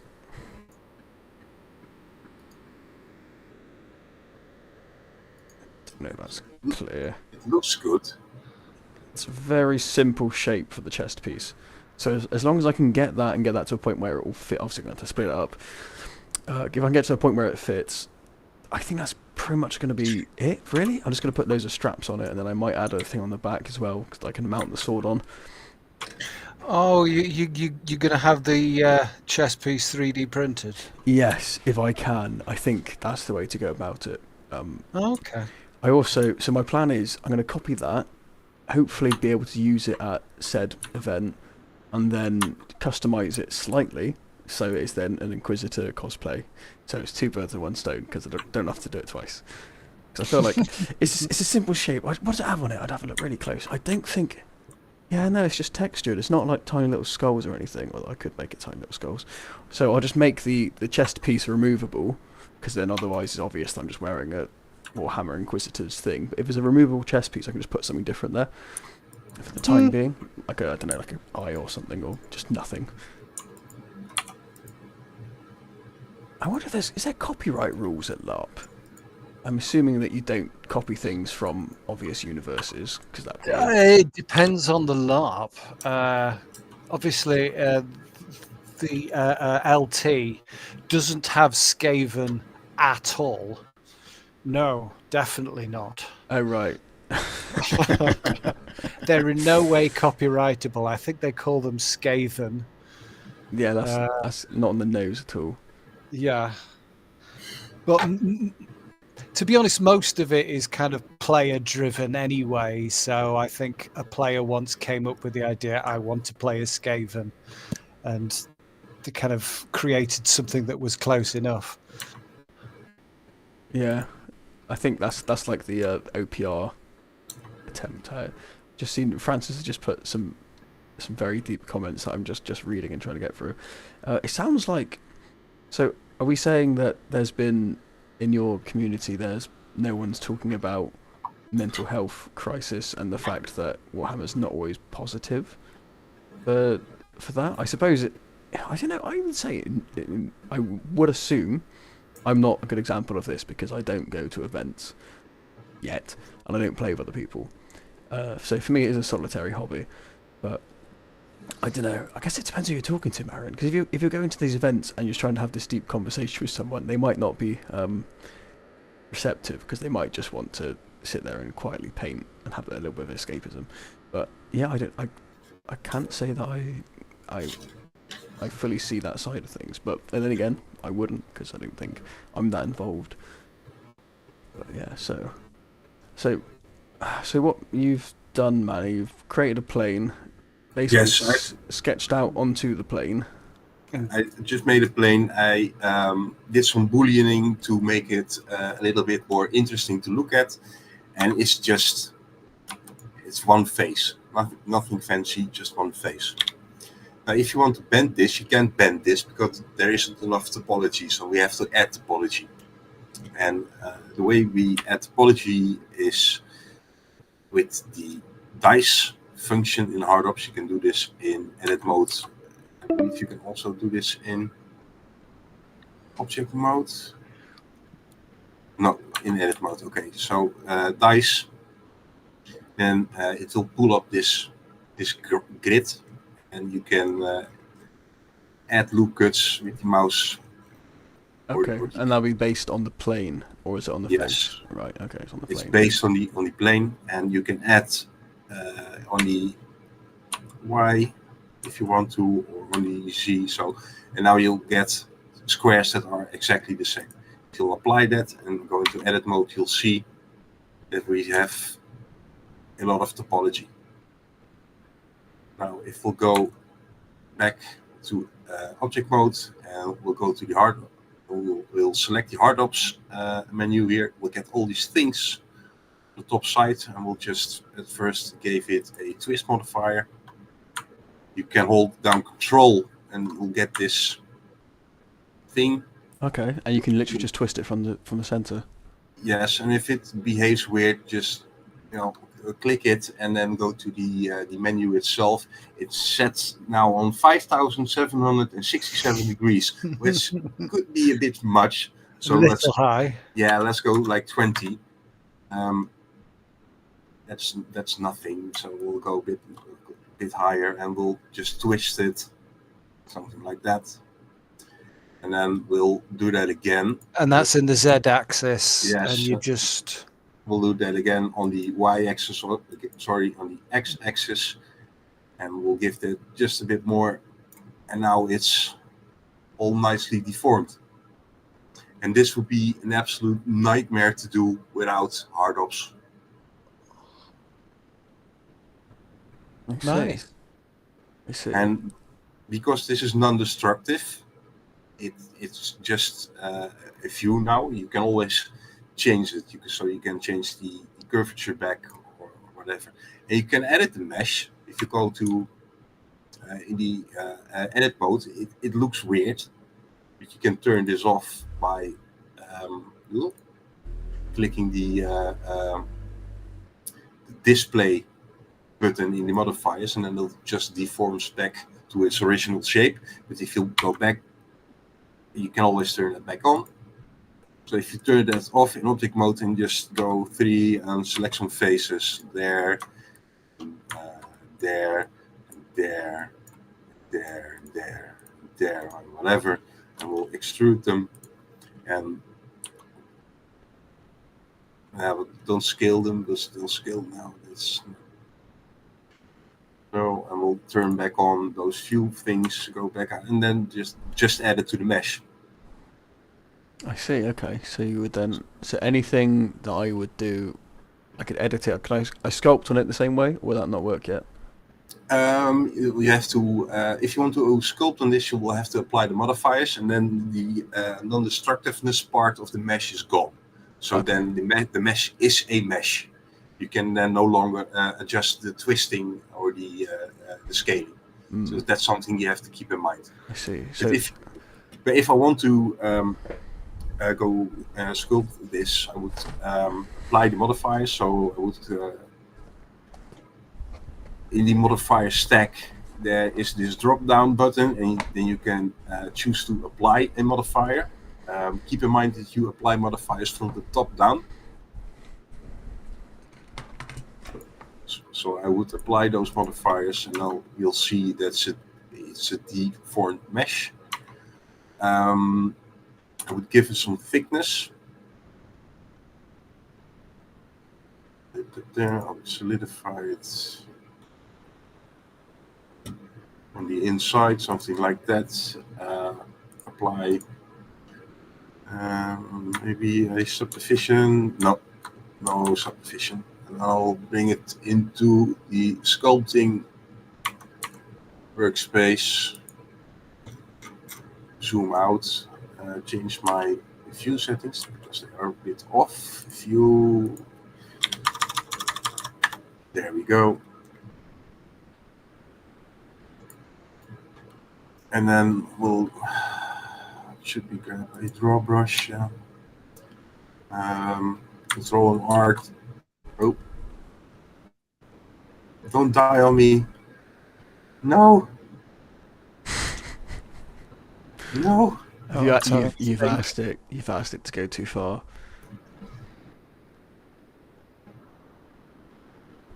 Oh God. That's like when I put one of my meshes into Fusion 360 and I just click the button that just says simplify. And it's got like 20 million polygons on it, and then it just goes. Pff. Oh no, this one's gone. But I can see what you were getting at, and so how do I add a plane? Let's start that off, because I've clicked add plane, but I don't see anything. Do I? It's very small. Is that why? Okay. Yes. So why we don't? Then press the.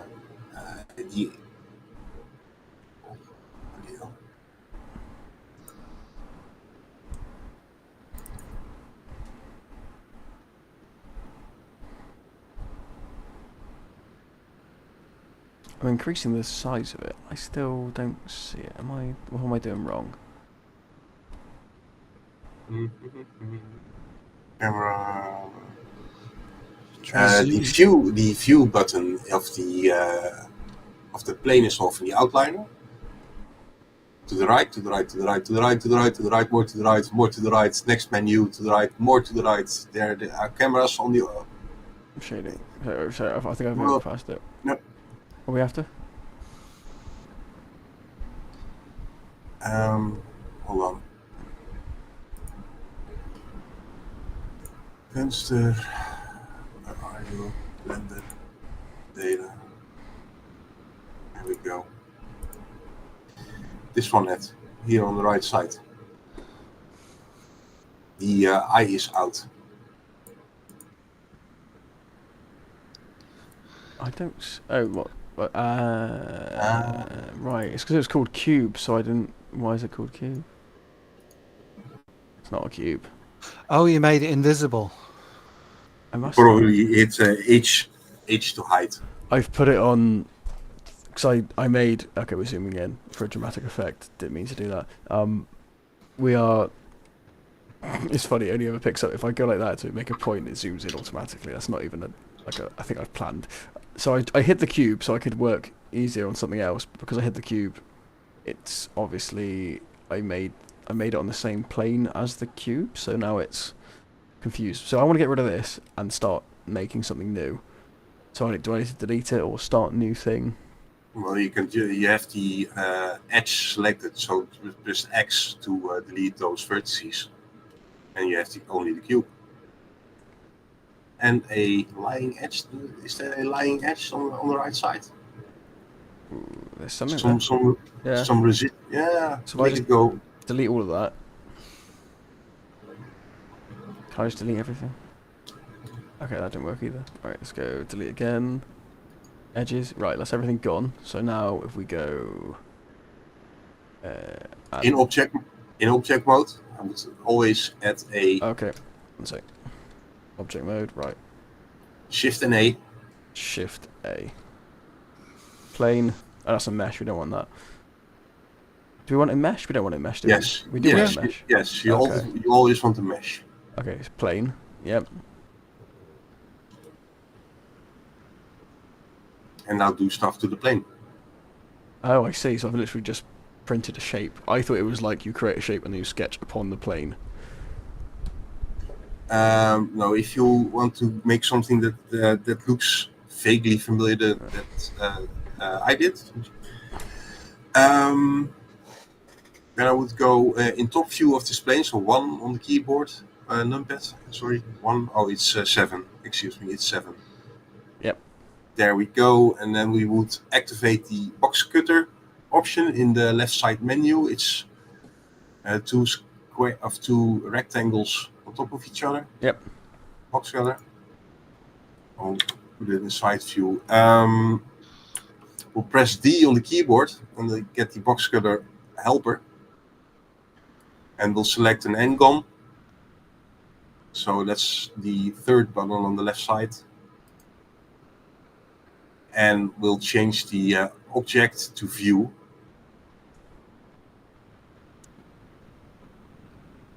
How do you mean?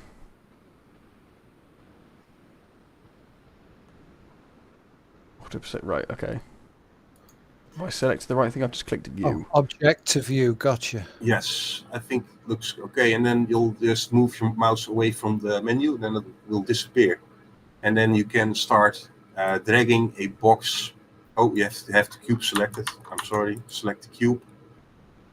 So escape, Dean, go away, make it go away. Select the cube first. Oh, I see, yes. That's all right, Marion. Sorry, I couldn't really add much to that conversation. Sorry. And just start.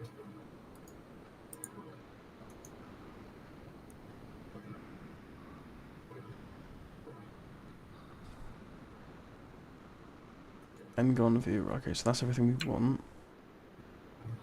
So I can now, is it at this point I can start to mess around with it?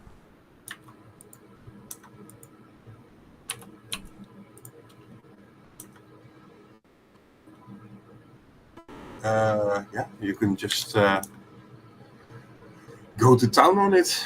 And if end guns are a bit hard to wrap your head around, you just go back to the D, the menu, and just select the box. And just start dragging boxes onto the cube. Okay. How do we, remind me again, how do I add a another vertice? Oh. Control and R to add a loop cut, or right mouse click to subdivide. Okay. Right mouse click to subdivide. Okay, so control, it was control R, but it's only let me do it in the middle. How do I put it in the exact spot? So I just want to do it a little bit further up. Well, or just add one and add another one, because it's only going to come No. Just click it, right click it so it snaps into the middle. Then select the whole edge that you want to move. Oh, hang on. Right. So with shift and then GG. So grab the G button 2 times and then you can slide it along the edge. Okay. Right, so this is probably going to be about there.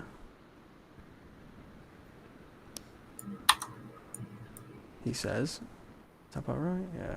Okay. I'm eyeballing this, but I think that's about right. And I now... so now in theory I could just grab you and move... oh, no, okay.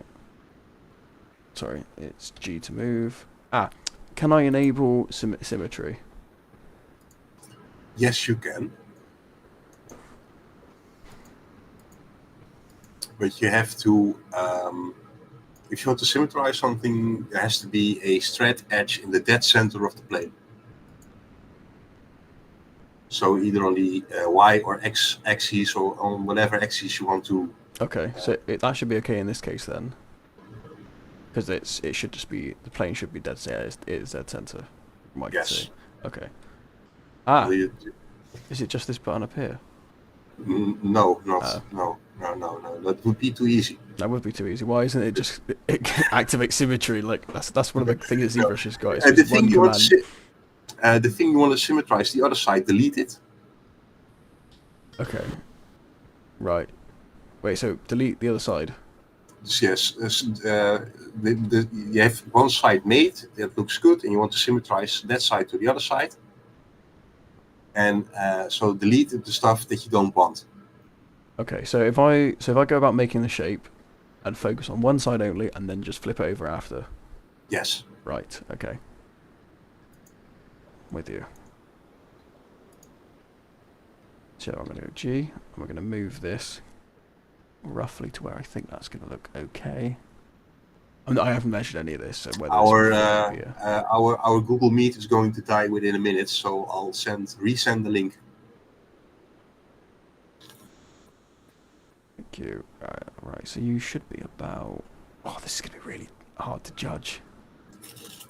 Unless I just put you there and then I sort it out after. It's going to add more verses than I want.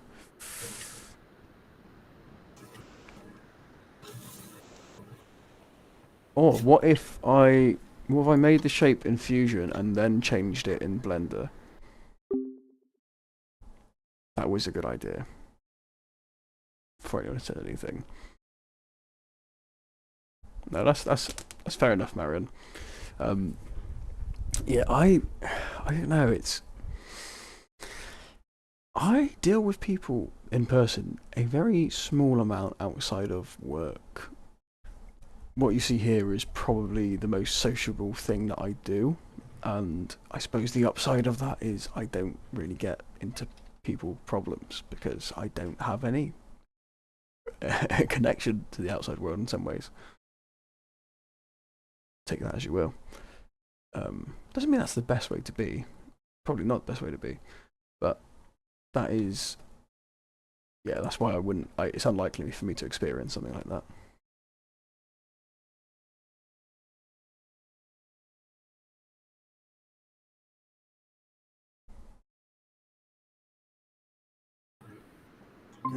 I could highly recommend just to watch some tutorials and do exactly the same stuff that he's doing. Okay, there we go. Right. Well, I did see there is I think I mentioned last time there's a tutorial of a guy that makes a donut, which is kind of entertaining.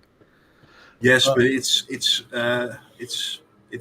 an excellent tutorial. It covers absolutely everything, but it also takes bloody ages. Yes, and he kind of continues past the point where I'm interested, to be honest. So he gets into the painting it and animating it, and I just care about, making the shape. Yeah. That's the thing with a lot of tutorials you find on the internet. I think I'm terrible for this. As soon as I find the small snippet of information at that moment I think I need, I'm gone. Yeah. That's it. I'll be like, why can't I get this to look like that? Oh, I've got that. All right, I don't care about the rest of it. And that tends to be how I work. I have to admit, sort of, there have been quite a few that have been really handy just on YouTube Shorts that's barely 5 seconds of do this, Yeah. this, and this done. Or 1 Yes, minute long but- videos, they're good. Yes. The only thing with those kind of videos is that there's no explanation why stuff works. And why it doesn't, yes. No, see, this is the problem I was having when I was trying to look up how to turn a black and white image into a 3D object. And it would work fine until a certain point where it just, no. You have gone one way and I've somehow managed to go the other. And I'm sure I copied every single one of your steps. Yeah, well, that's something that I still have, especially with geometry nodes. Geometry nodes is a node-based way of making geometry. It's extremely powerful, but to wrap your head around it, you have to have a degree in math, and and that's something that I do not have. Even kijken. So how did you say that you once you've got the shape you're after, how to sort of flip it and copy it?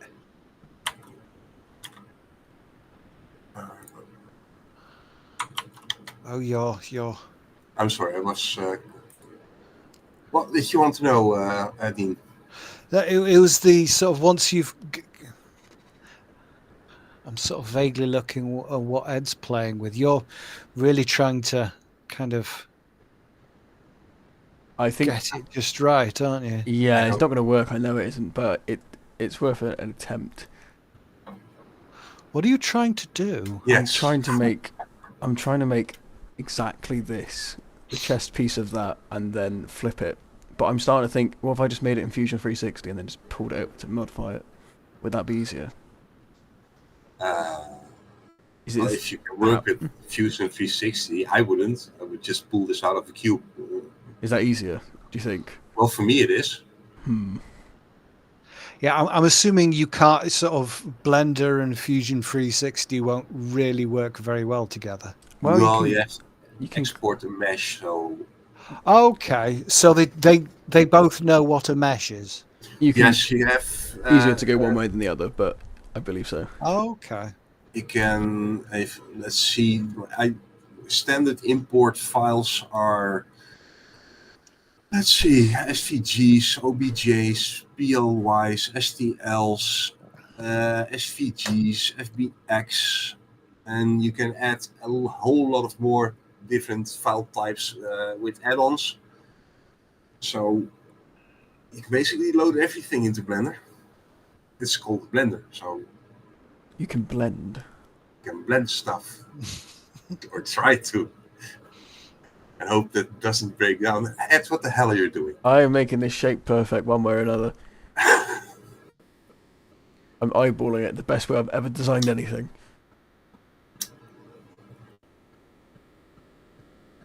See, this is kind of why I suggested sort of if you make the base plate out of foam, and that way you can just print the stuff to go on top of it.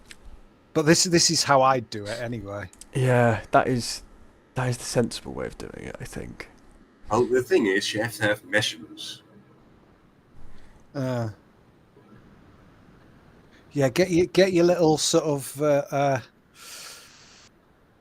ruler out and measure your chest.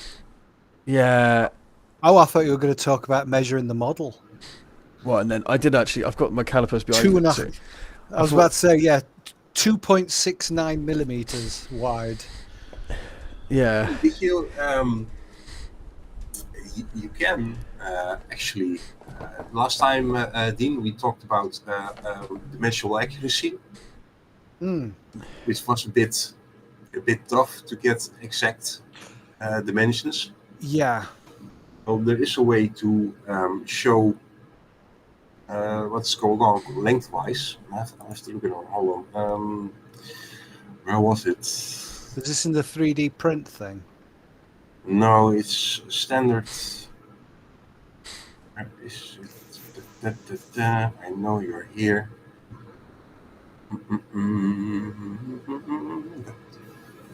Fields. Statistics. Face orientation. I have to be. Oh yes, if you're in edit mode and go to mesh edit overlays, one of the overlay buttons, the four squares with one highlighted white. It's in the top right.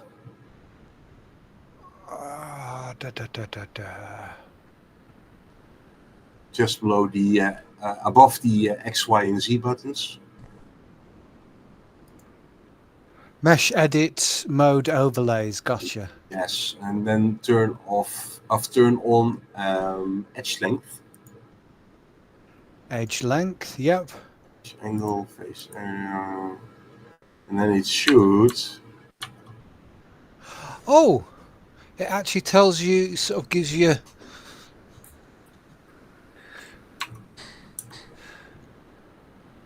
Now, if I was to say, this is now saying I've got a box that's 5.5 meters by 5.5 meters. If I was to turn this into an STL and print it out, I'm assuming it wouldn't make a box 5.5 meters. If you Does it turn into centimeters or something like that? If you export it this way directly out of Blender, what would it do? If let's see, export STL. Or is it sort of is an M a millimeter? You have to faff about it a bit because you have some general. If you go to File and then Export.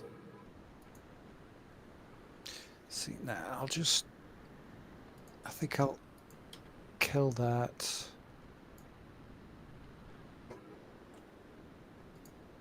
And kill all of those. I'll just stick with the cylinder. Okay. Export to STL. STL. Then you get a pop-up box, a save box, which you got on the right side, operator presets. Yep.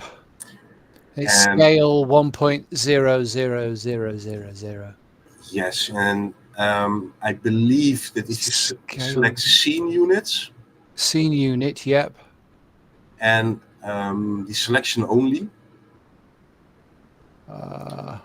Because you can have more in screen, even hidden, that you're not aware of, and that you will export those also. So just select selection only. Selection only, gotcha. And then export the STL via a name, drag it into a slicer and see what happens. And if it's too small, either scale it in the slicer or adjust scale in Blender. Yeah, I think that's what I ended up doing with the lab equipment, to be honest, till I worked out what the scale was. And I'm going to get myself a drink. I'll be right back. Have fun.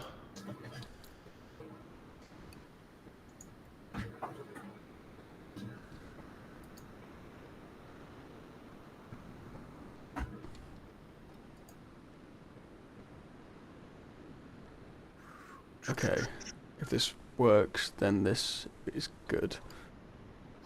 Very pretty. I should be able to. Thing is, I'll ask him to get back. I should be able to highlight an edge loop around a shape, and then just extrude that, just to give me the edge, or not even the edge, the sort of like the border of the armor piece. Because to be honest, as soon as I got the basic shape, I can kind of, I think I'll be all right from there. Well, it looks like you've got a basic shape. I suppose you can just sort of select the boxes on the edge, can't you? And yeah, then pull them out and then extrude them. round Yeah, it a little bit. Yeah, that that should do it, to be honest. Only I'd have problem thought is measuring and whatnot. Oh, I don't know. Is that still flat? You're still flat. Yes. Yeah, still flat at this point. And I don't know how... I think what I'd have to do, because this is normally what I do with anything that's printed, it's got to fit me, is I always print like a slither of it, so I know what the curve's like, because then I can literally just print, like, say, the top bit of the chest piece, and then I can just measure it on myself, and then it'll be obvious whether it's going to fit or not. Mm-hmm. I tend to find that's the easiest way of doing it.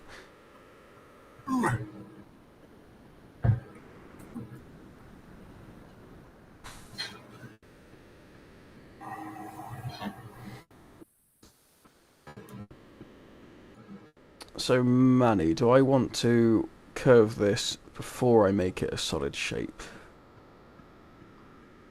Or Yes, no, I would. make it I would symmetrical curve first. it. Yes, I would make it symmetrical first. Do you want a quick explanation of how you can approach this the best way? Yes, please. Okay. There is one straight edge on the right side. Yep. Which goes from top to bottom. The extreme edge on the right side of the mesh. The last, yes, that one. Select the whole edge. Press Shift and S. Cursor to selected. Cursor to selected, yep. Yes. Press Tab to go into object mode. And press Q. And I have to. I'm sorry, not Q. Right mouse button. Yep. And then set origin to 3D cursor. Set origin to 3D cursor. Now Yep. that little yellow dot moved to your 3D cursor. Did you see that? That little yellow dot is your origin point. Yep. Okay. Press Shift and S again. Cursor to world origin. Press right mouse button again. Yep. And set geometry to origin. Set Yes. geometry to origin, yep. Yes, click. I did it the wrong way around. Hold on. I'm assuming the object should have moved the other way. Yes. What am I doing wrong? Stop.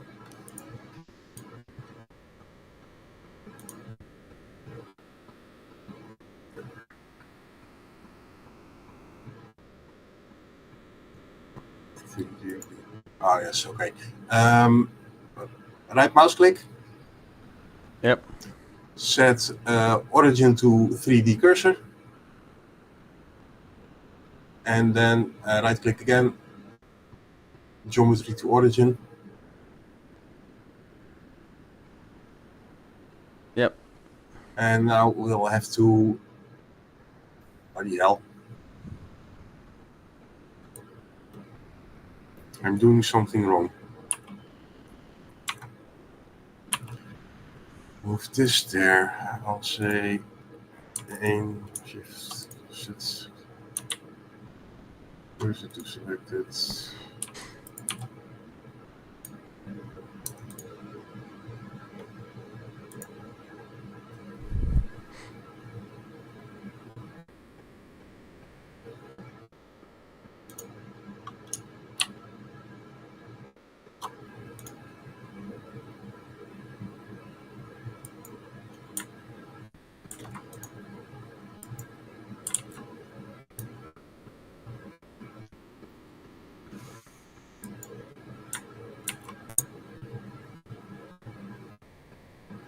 So you can't just do... Yes, you can, but you have to... I was just thinking, because the ZBrush way would be mirror about plane. Yes, but you have to give it a central axis to rotate about.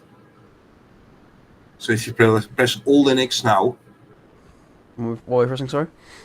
Alt and X, Yep. and then you'll get a mirror gizmo. And if you press the left, right, the left red cube. Left red cube, yep. Yes. Click it. Ah. That doesn't look bad, actually. See? Told you. Here we were judging. What the hell are you doing? It turned out it was all right. Just remind me what I just did though, because I'm probably gonna need to do that again multiple times. You mirrored the object By pressing Alt. But you've mirrored it around its origin point, and the origin point is that that little yellow dot in the center. But So that wasn't necessarily on an edge. So are you going to have kind of 2 bits overlapping now? Yes. Well, it cuts it in half. It bisects it. So in that way, you're good. The only thing is it didn't mirror the whole object, because it cut it in half. Yeah. Because the origin point wasn't on the edge. It's definitely a start, though. Actually, yeah, that's not bad. Even if we just look at this, so obviously the foam idea is great, but there's only the thing with 3D printing, and this won't work if obviously the rules of an event say that you can't have like rigid objects. But if you were to 3D print this, you could electroplate it, which would then look metallic. I don't own a vat big enough to electroplate that, but in theory, I imagine. You don't have to use a big vat, a big plastic. Yeah, it'd be massive. It'd be massive. Yeah. But you could, but in theory, you could basically print and then treat in such a way, and you would just make what looks like, at least, lightweight metal armor. Yeah. Isn't electroplating sort of don't you just need to paint it with a certain metallic paint? Last time I googled it, there is a charge so you connect 2 things to the thing that you want to be electroplated, so it attracts the metallic stuff in the water, and you use a load of metallic stuff in the water. That is a terrible description of it, but it's something like that. It's the same as what do you call it, powder coating, I think, on cars when they have electrocharged paint. So that's more static, that though, isn't it? Yeah, I think it's a similar kind of. Electroplating in a liquid, basically, sort of you're getting sort of a chemical, and you kind of but you'll have to spray the 3D part with something to get a current through it. Yeah. So the problem now is I won't be able to edit this without, or if I change that, will it change the other side? You need to put it does. apply the modifier. I'm assuming. Or would that be the last?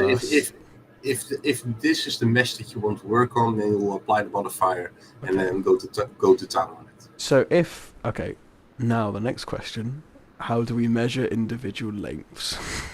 So I could very dodgily eyeball this so it might fit me. Or do I just carry on and then stretch it where needed later on? I would. No, I would first make an object which I know the dimensions of. So if I know what the size of just my left breast should be, just to say. You can say pec. We'll let you say pec. That's fine. Pec. Man boob. Man boob, whatever. If I know the measurements of those, I would make an object of that size. That would be my starting point. And then I would make a new object which I would wrap around that object, so that I have something to work off. So you have a mold, if you will. So everything kind of scales off the thing that you know the size of. Yes, and the first block that you make is if it has to be exactly on size, it's very easy to do, because you just add a cube, and then in the end menu, if the menu on the right side, you will set the dimensions. So let's say. So I make 20. a cube of a peck, and then I work around the cube of the peck.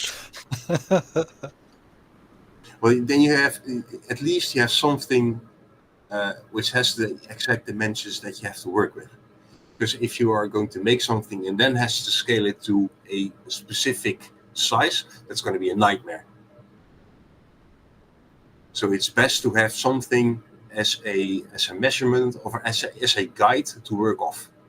Yeah. Okay. Well, the maximum of this thing is barely reaching the end. I might have to go and find a measuring tape, but Yeah, so you measure the difference between your nipple and your belly button, and then you have something to work from. actually, that doesn't work. No, they're too far apart. I need to find them. I need a bigger tool. Speak. But this is a good starting point, though. This is a good starting point. So, just to recap, I need to get measurements of the thing that we're actually going to sculpt this onto. Basically, make a version of myself on there to then just map this against. Yes, and it doesn't have to be an exact version. It doesn't have to be curved or anything. It just has to have you have something to as a starting guide. And then you make a new mesh which roughly fits that size, and then you'll know you're pretty much good. Because if you're going to make a really complicated mesh and then you have to scale it to exact dimensions, that's going to be an absolute nightmare. And I'm not going to do that. I don't think I need to be too exact, to be honest. One sec, I'm being summoned.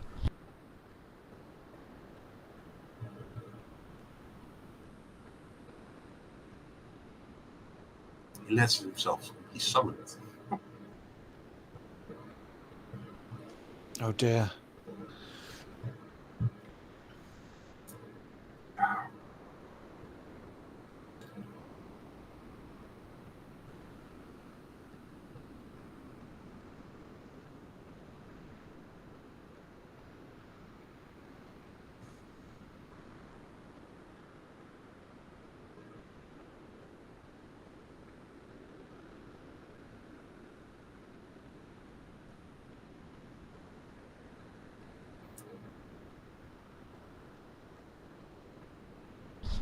No, I'm not in trouble, which is what you were all thinking.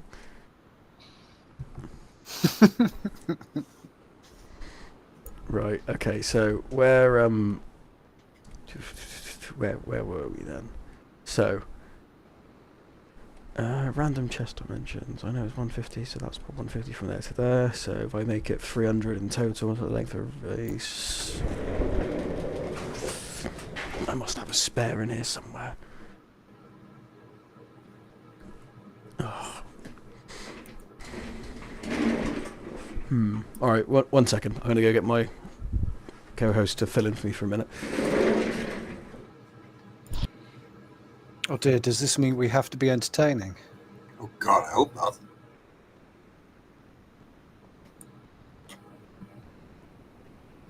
I've just pulled up the stream now, and he's floating him. Oh no!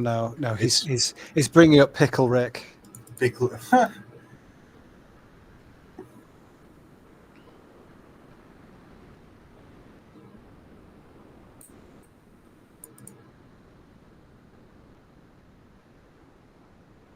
Oh dear.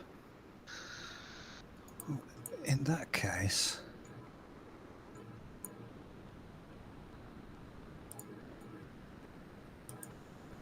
I think I mentioned before, sort of,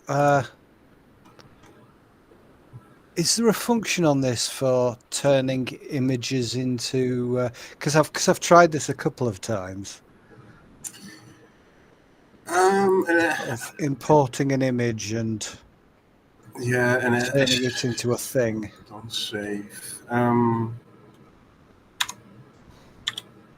Yes, you can. Hold on, I have to look up an SVG.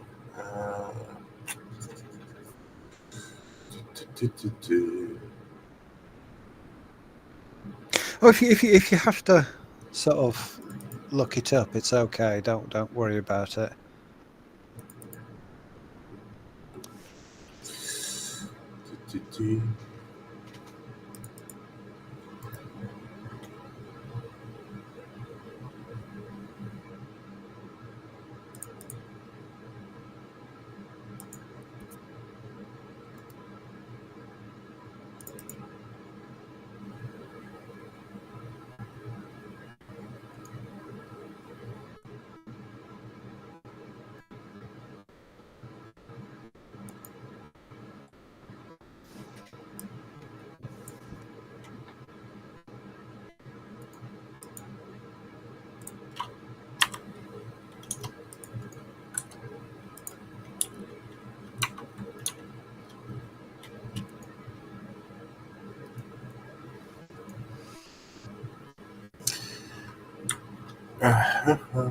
You know, the thing is, Dean, Mm-hmm.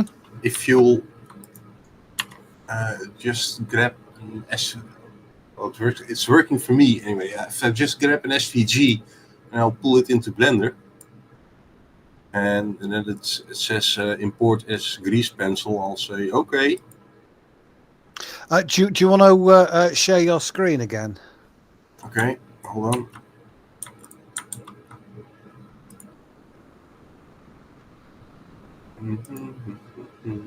Blender.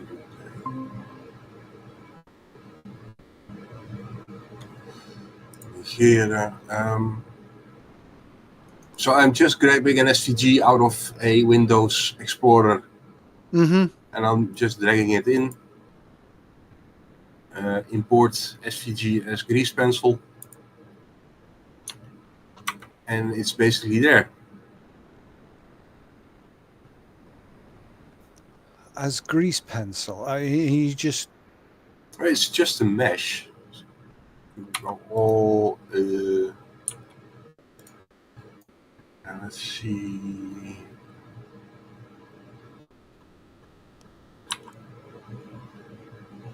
And that's in.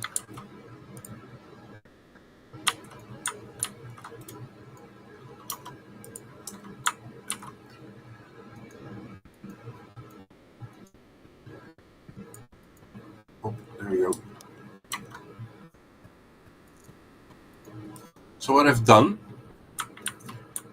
it's just a few steps. I'll import the SVG. It will render as a grease pencil, kind of like a curve model, a curve. And the only thing now that I have to do is to convert this to a mesh, and I can do Control and A, visual geometry to mesh, and it's there. Huh. Yeah.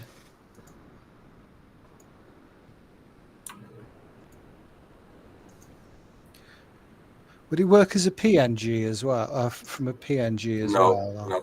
No. It has to be SVG. Yeah, but it's not that difficult to convert a SVG to of a PNG or something to a black and white SVG in GMP, GIMP. What's it called? GIMP. Good free software with the dodgy name that's hard to explain to people in your office. Yes, but it's free. It is free, and that's the main thing. I would say it's better than Photoshop for that reason alone. Okay, how long are we going over? Let's go 26, let's go 25. I feel like I don't need it to go that far, so let's go.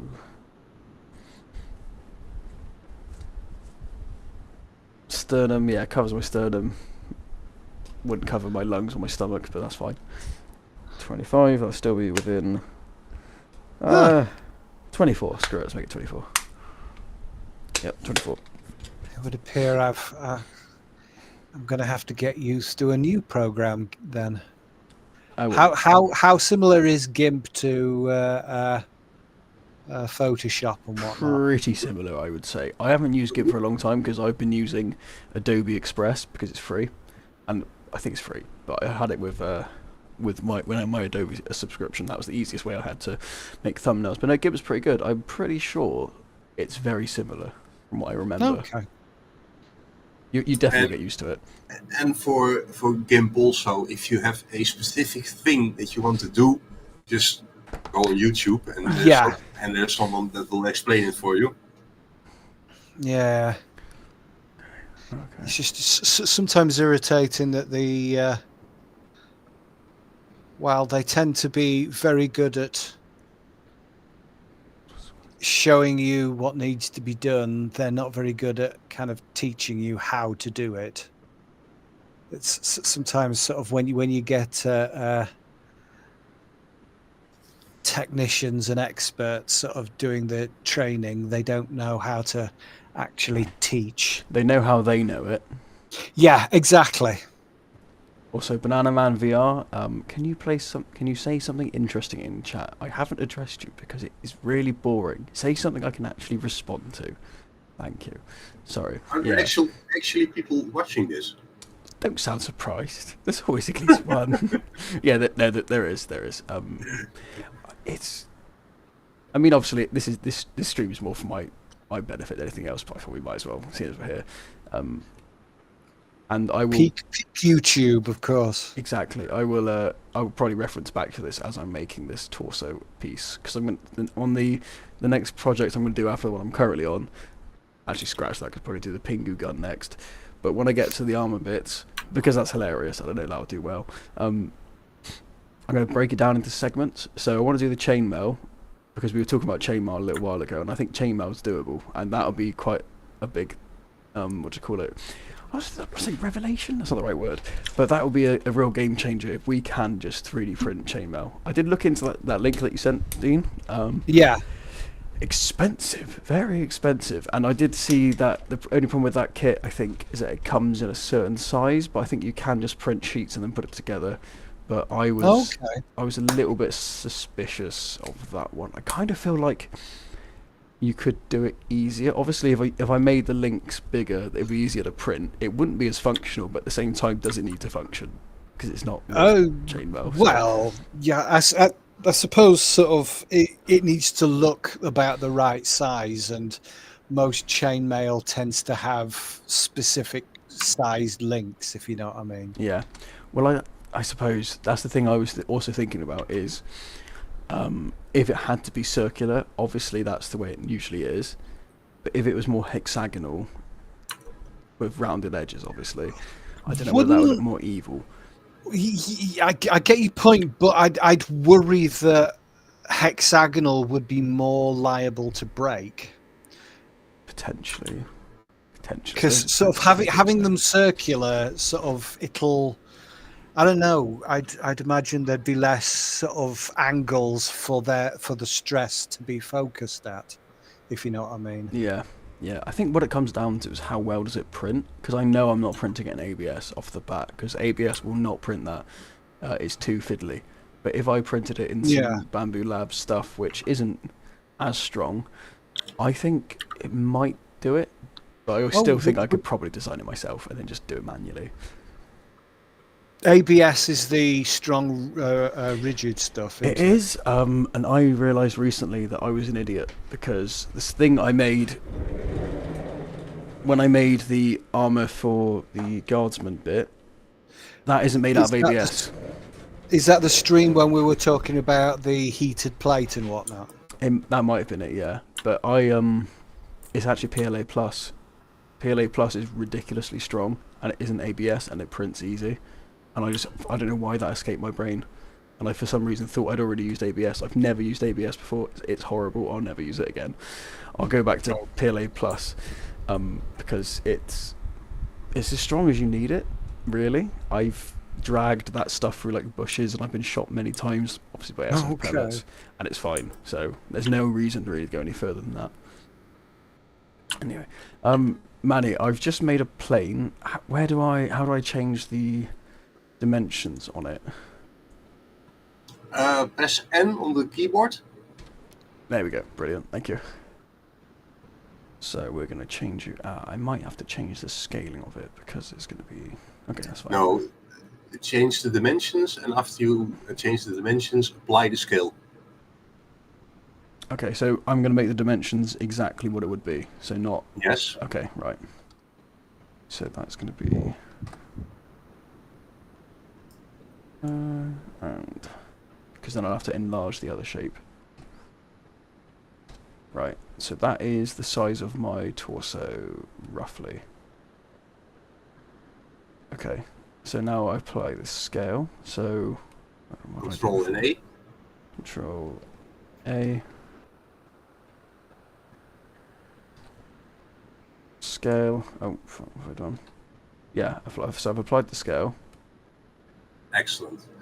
And now, if this is just something to work, of to use as a base mesh, Yep. so not to manipulate.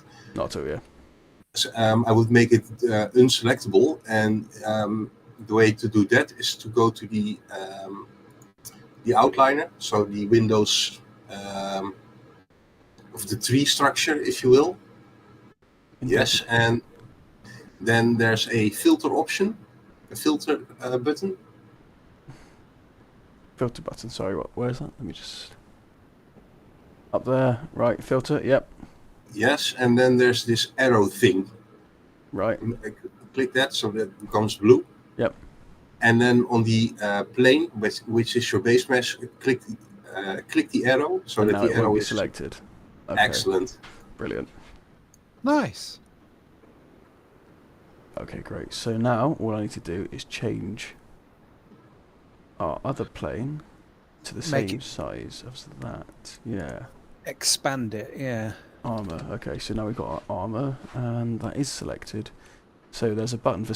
What was the button for scaling? Or I just change it in... Would I just change it in properties? Will that work? Yes, you can. Would that do it? But S is for scaling, yeah? Okay, let's try S then. That might be better. Yes, okay. So... let's get that so it matches. We're going to have to split up anyway, so it doesn't really matter too much, I don't think. There we go, and I might move it down a little bit. What was the button for moving the whole thing again? G. G, right, so if I go G, okay. But I want to move on the Z axis, so I'm holding Z. That's not the one I want to use. Oh, I'm still scaling, right, that's where I went wrong. Okay. There we go, right. Now G, yes. And now X, no. We want to use Y. Okay, yep, Y. So we're going to move that into position. Okay. Alright, that's a start. And then edit mode. Now that I know that that's in the right spot, I can just move that up a little bit. I don't need it to be that long.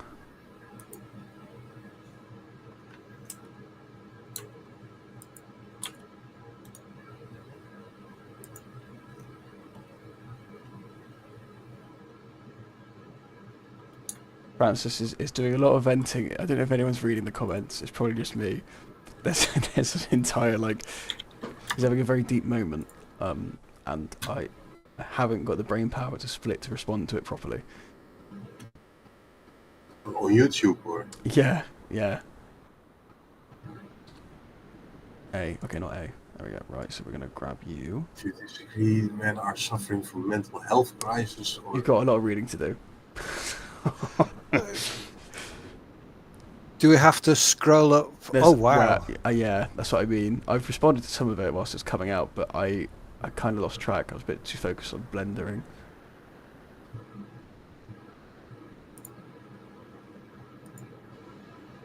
How does one... Okay, I'm going to grab all of those. Okay, let's do... Bloody hell, that's a lot of text.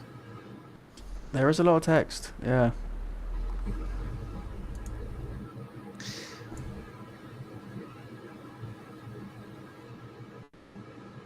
Let's put you. So that's going to overhang quite a bit from there to there, so that's going to get that there. Okay. I'm not going to get into that. Yeah.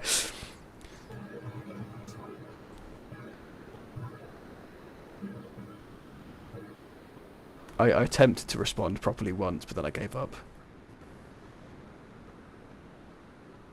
Okay, I think I might even be better off just cutting this.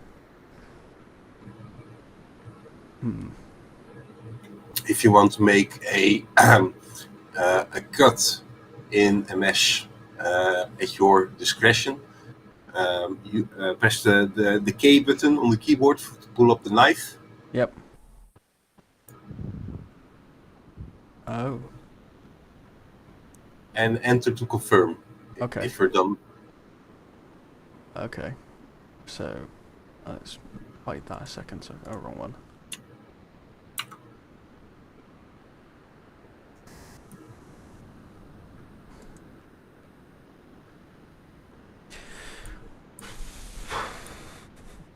So I've already made that.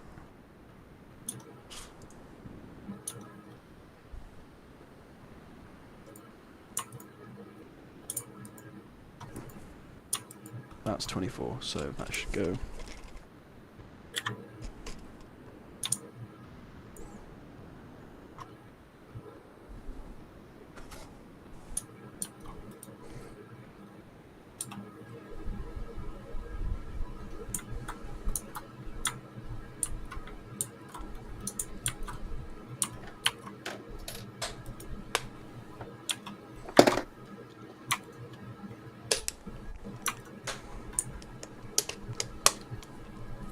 I'll just say, Francis, I am reading it periodically as it comes up, but I just know I'm in no position to have a proper decent response for you, so I just haven't.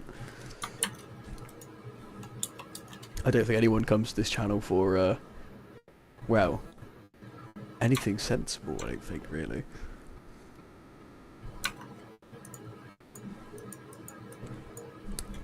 Okay, so like that, then I'm probably going to want to make it capped off way sooner. So I'll go half, that'll go to about...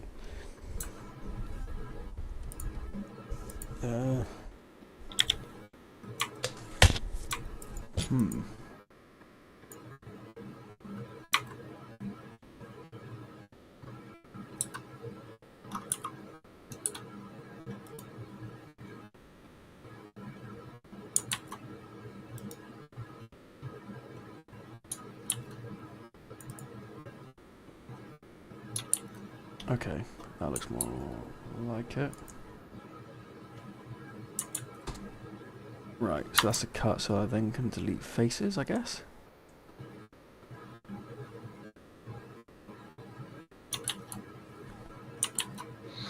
What are you trying to do? Trying to get the shape so that it fits more so with my...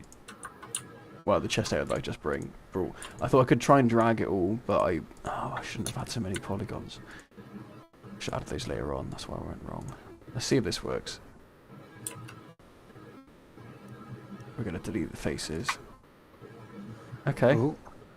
That's something. Is that what you wanted to do? Yeah, kind of. There we go, yep. You sound very confident there. That's how I normally, there we go. Okay, that's more chest platey. Armor, let's choose. Oh, I'd have thought you'd have basically sort of brought that out a bit. And still had the kind of stomachy bit. You know what I mean? Yeah. Extrude, that's the word I'm looking for. What, make it longer rather than cut it down? Yeah. Because I suppose you can always cut it into pieces like the other bit of armor was. Yeah, whatever I do with this, it will have to be cut to pieces, I think. Yeah. Because it'll be way too big to print. But I believe if I can...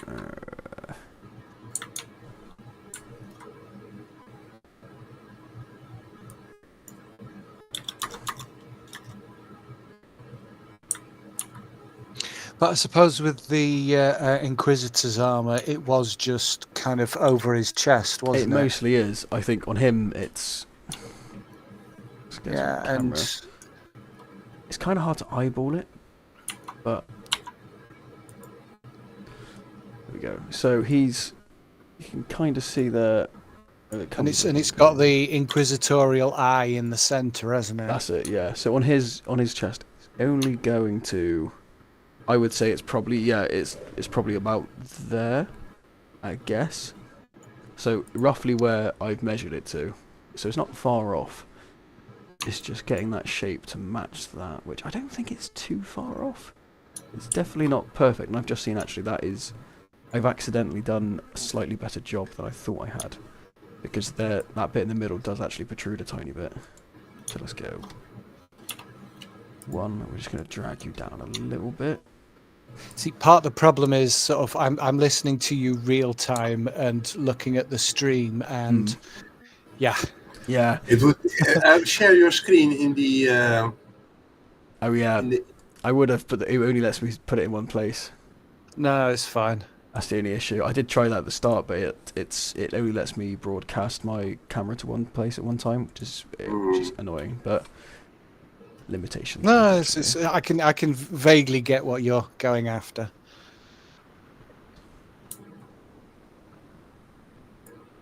This is not a bad idea in general, actually. I think I can spice it up with a few more alterations, but especially if you had a few people, because so watching me mumble to myself and try and design things isn't that interesting, but watching two people mumble to themselves and occasionally talk to each other when they're trying to design things, that's slightly more interesting. Now if you have three people doing it, that's nearly an entertaining live stream. So I don't think that's a bad idea, doing like a joint creation thing. It's a little bit like the last hobby hangout I did. I had Grizz and Nard join me live, and then it kind of just descended from there. But it definitely makes it more entertaining than me just talking if you have something that you need to have. Yeah, I think maybe if we each come with our own projects that we're making and we can help each other at the same time. Yeah. Or Manny can help us at the same time. While doing his own projects. Yeah. But that works actually, because then you'll get a little bit of help from each one of our personal skills. Mine's mostly going to be video editing and a little bit of sculpting, I suppose. But that could work out all right. Because I did have the idea, one of the reasons that this is all set up the way it is so when I was working on like more technical bits, I could live stream all the bits whilst I'm making it. Especially with the camera I've got, because it follows me, which is handy. So it's not a bad idea doing it that. I suppose the only problem there will be is if people are all available at the same time. But it can just be as simple as whoever's available just hop on, because that's what I've kind of started doing with the hobby streams. Mm-hmm. Oh, let's put that down. And on Twitch, I know you can do a joint stream, so you can just click a button and you can just add more people in, and then I don't know how it shares the attention that you get, but I imagine it divvies it out equally, you'd think. But that's a pretty good shape. Okay. I'm assuming still flat. It's kind of flat. That's the only thing I'm worried about, Manny, because I'm pretty confident that it's not flat completely. Well, if you how much of a problem is that going to be? No, the base mesh is fairly simple, so that's a good thing. If you just for an example, press 7 on the keyboard. Sorry, 7 on. Oh, the numpad. Sorry, numpad. Yep. So go into the top view or something so we can see it from top. This is top view. Oh, then go to front view, then press 1, maybe. Yes. Yes. Now the most left vertices of the mesh. Let's say you want to deform those on the current z-axis, so they go on the top. You would select them. So just a few. Go to vertex mode and just select the most outer vertex. Just watch the one. Yeah, just the one. Okay.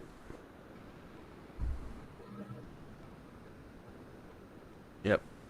I selected one. You selected one. Okay. Press O on the keyboard. Now you've seen a blue dot come up on the top of the screen. So if you press O again, it will turn off. You can see it blinking. Okay. Yeah, I see that. Yes. And now you can, if you press G and Z together. No, first G and then Z. Yep. And then move it. Okay. And now scroll your mouse wheel. There will be a circle, Yeah, I see it. and the bigger the circle, the more of the mesh is affected by the scaling. Okay. Oh, I see. Yes, So yes, we yes, could yes, go like, yes, yes. it's a bird. And yes, and then it's just um, uh, uh, uh, in this case, I would select the whole side edge, so that all of the edges on the side would be pulled to on the z-axis. So reselect. Reselect yes, and then go G and Z. Yep. And that's a way to curve things. I see. So I can. And you have different curve options in the menu next to the blinking light, if you will. The blue Yep. blue thing to do that. I see. Right. So if I click. Okay, so I can do smooth sphere. I suppose I've got to undo that. That'd be a problem, wouldn't it? So if I go, okay, I've just changed it to sphere. So we're going to go G, Z again, and now it's behaving a little bit differently. Yes. Okay. If you want to, in this case, the best option probably would be, I think, sharp.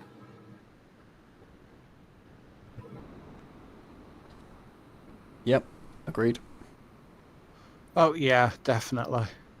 See, this angle I think I can mostly guess because it's not. I don't. As long as it's not cutting into me, because most of it is going to be flat, and then it's just going to be a tiny bit at the end. So I think if I eyeball it and then just do a print test, and I won't be able to change it later,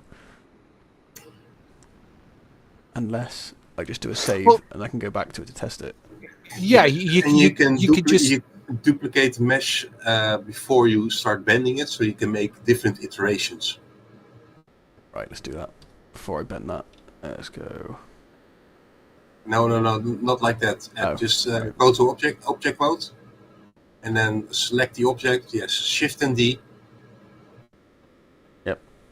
I don't think it's done it. Has it done it? Well, click one and press G to move it, and then you'll know.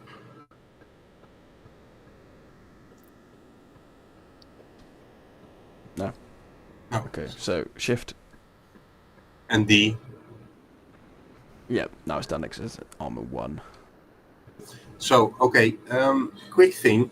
Let's say that you want to make some greebling or something to the mesh. So you want to add details or something. In that case, I wouldn't duplicate it. I would make it an instance. And instancing is instead of Shift and D, you press Alt and D. Okay, and that's made an instance, not a. Yes, it still duplicates it, so you can move it. But if you edit the base mesh, it will also edit the second mesh.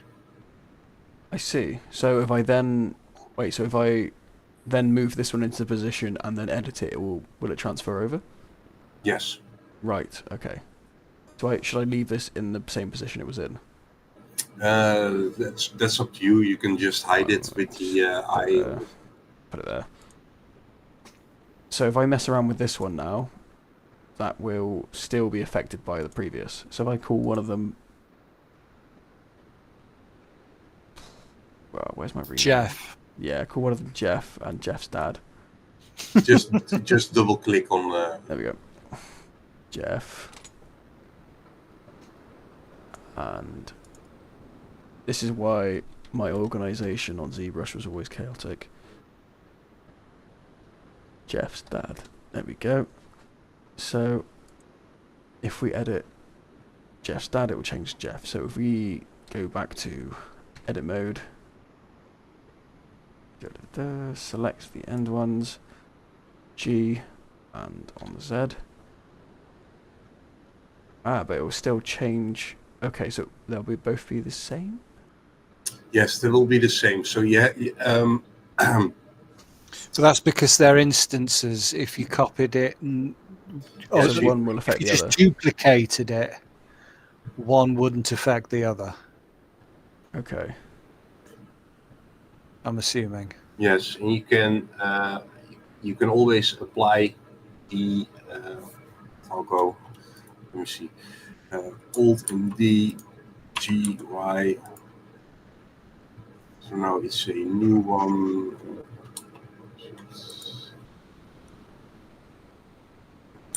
A.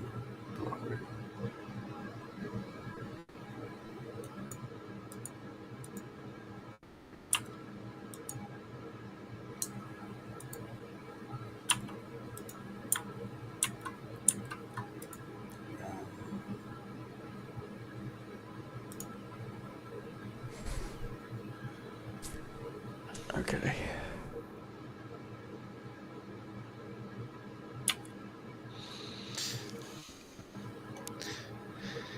Are you going to give this armor pecs then? I don't think so, because he hasn't got any here. So I was just gonna have it as like a flat thing with some like I'll be right texture back. on it. In the meantime, I think this is. Oh, I'm trying to remember the command for making it solid. You have to. What was it called? Thingy. Yeah. It's a modifier, solidify. Modify solidify. Yeah. Why was it? I'm trying to think whether there was a button that you pressed. Yeah, but you can just, if you go to the bit on the right, the modifiers section, the spanner, Yep. Span it. and then it's add modifier. It's generate solidify. Generate solidify. Okay, and now it should be thickness, and we can change that. Okay, good. Right, so thickness is going to be 5 mil tends to treat me well. Obviously, I think you need to be in object mode to do that, selecting the one you want. Right. So delete the. I think you need to sort of get rid of that. That's gone. Okay, right, Back now we're in into object edit. mode. Add modifier, generate, solidify, and now we are going to make the thickness 5 mil because that's a good standard for armor. I'd go to sort of just make it go to the extreme just to make sure you know it's working. You know, click on the slider and. Yep. That's it. Yeah, it's working. So definitely working. Okay. Let's try that. 5. Because a number of times I've kind of tried to do something and then I just remember why is the scaling must be off because it's doing that at, so if I do 0.5 that'll probably be correct then. Yeah. So I need to times all. I need to change the scale so it's like. If you click your mouse on the sort of scaler and hold it and just drag it to the left and right, it should kind of. Oh dear.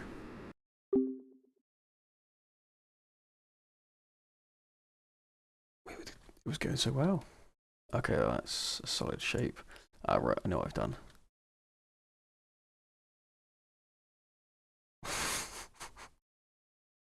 I think I just killed Blender. That's not good.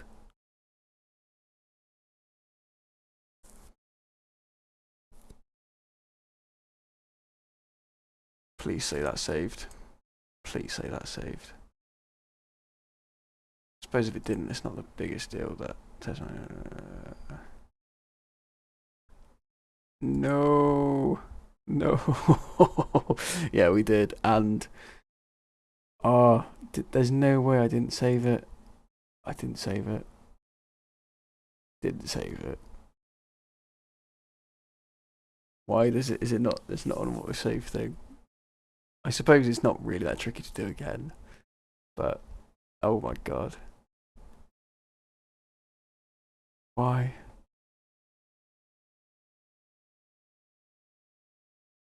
How did I not? Did I really do all that and I never clicked save?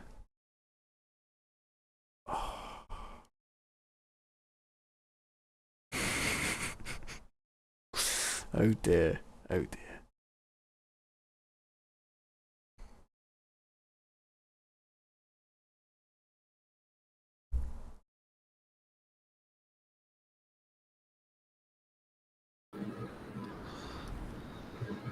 There we go. We're back in, I believe. Hello. Hello. I never clicked save, did I? Yeah, I heard that something went catastrophically wrong, and Yeah. then the call dropped. So Yeah. Blender died, and I never saved the armor piece. But Oh, didn't I mention a lot of saving? I don't know if you actually did. I don't remember you saying anything about saving, to be honest. The annoying thing is I actually saved the test piece that we did earlier, just in case something happened. So I don't know why I'd never hit save for that. But oh well. Oh, I can remake it. It's not the end of the world. We can make it back. We can make it better. But Yeah, I would look into the add-on called Power Save. But that's something you have to do in your own time. yeah, And that's something you have to download. That isn't found in the preferences. that's so annoying. I mean, ZBrush had a similar thing. We had to manually save it. But I think that's probably a good point to end on that dramatic bombshell of me losing everything. But at least I've seen that it's doable, and it's actually doable quite easily if you know what you're doing. and you can go over the stream again and recreate exactly what you did. Yeah, I could. I might have to. That's not a bad point, actually. One quick thing. In this view that you are in now, press Control and R.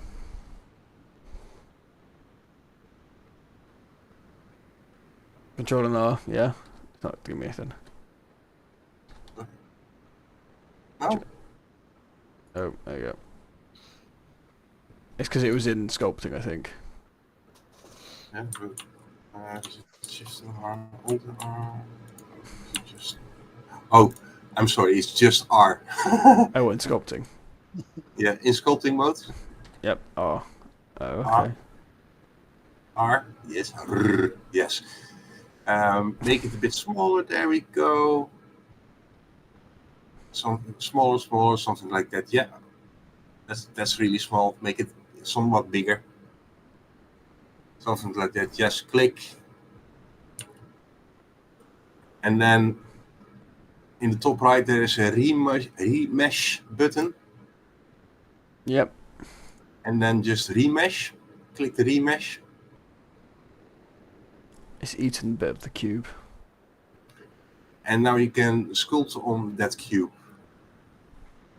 And if you need more geometry to sculpt, press R again, remesh. Okay, good. So that would be a... And I would just remesh it to make more. Excellent.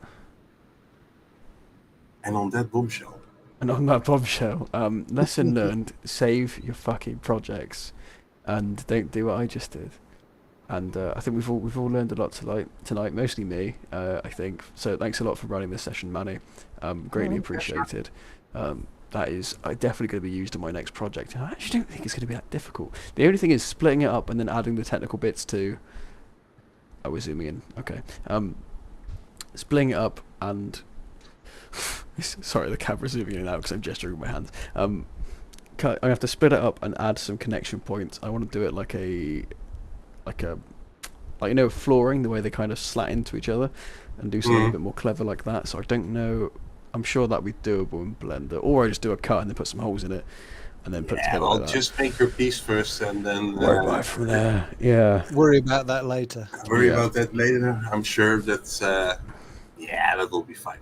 No worries. But yes. Cheers, Francis, for venting and increasing my comments count on your own. Sorry I couldn't be more help.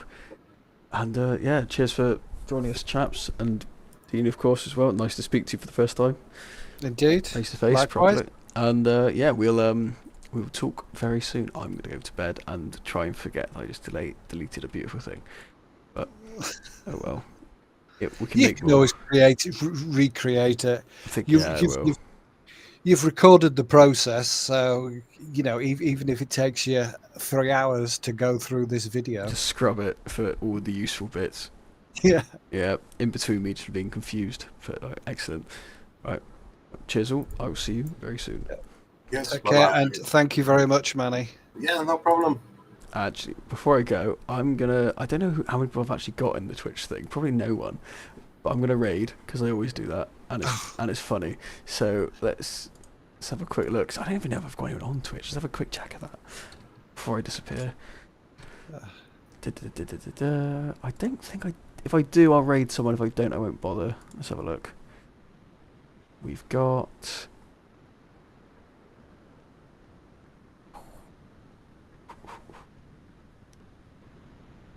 What I got? One viewer currently. That's probably. Yeah. Okay. I won't bother. Never mind. Right. See you all very soon. Cheers. Yeah, take care.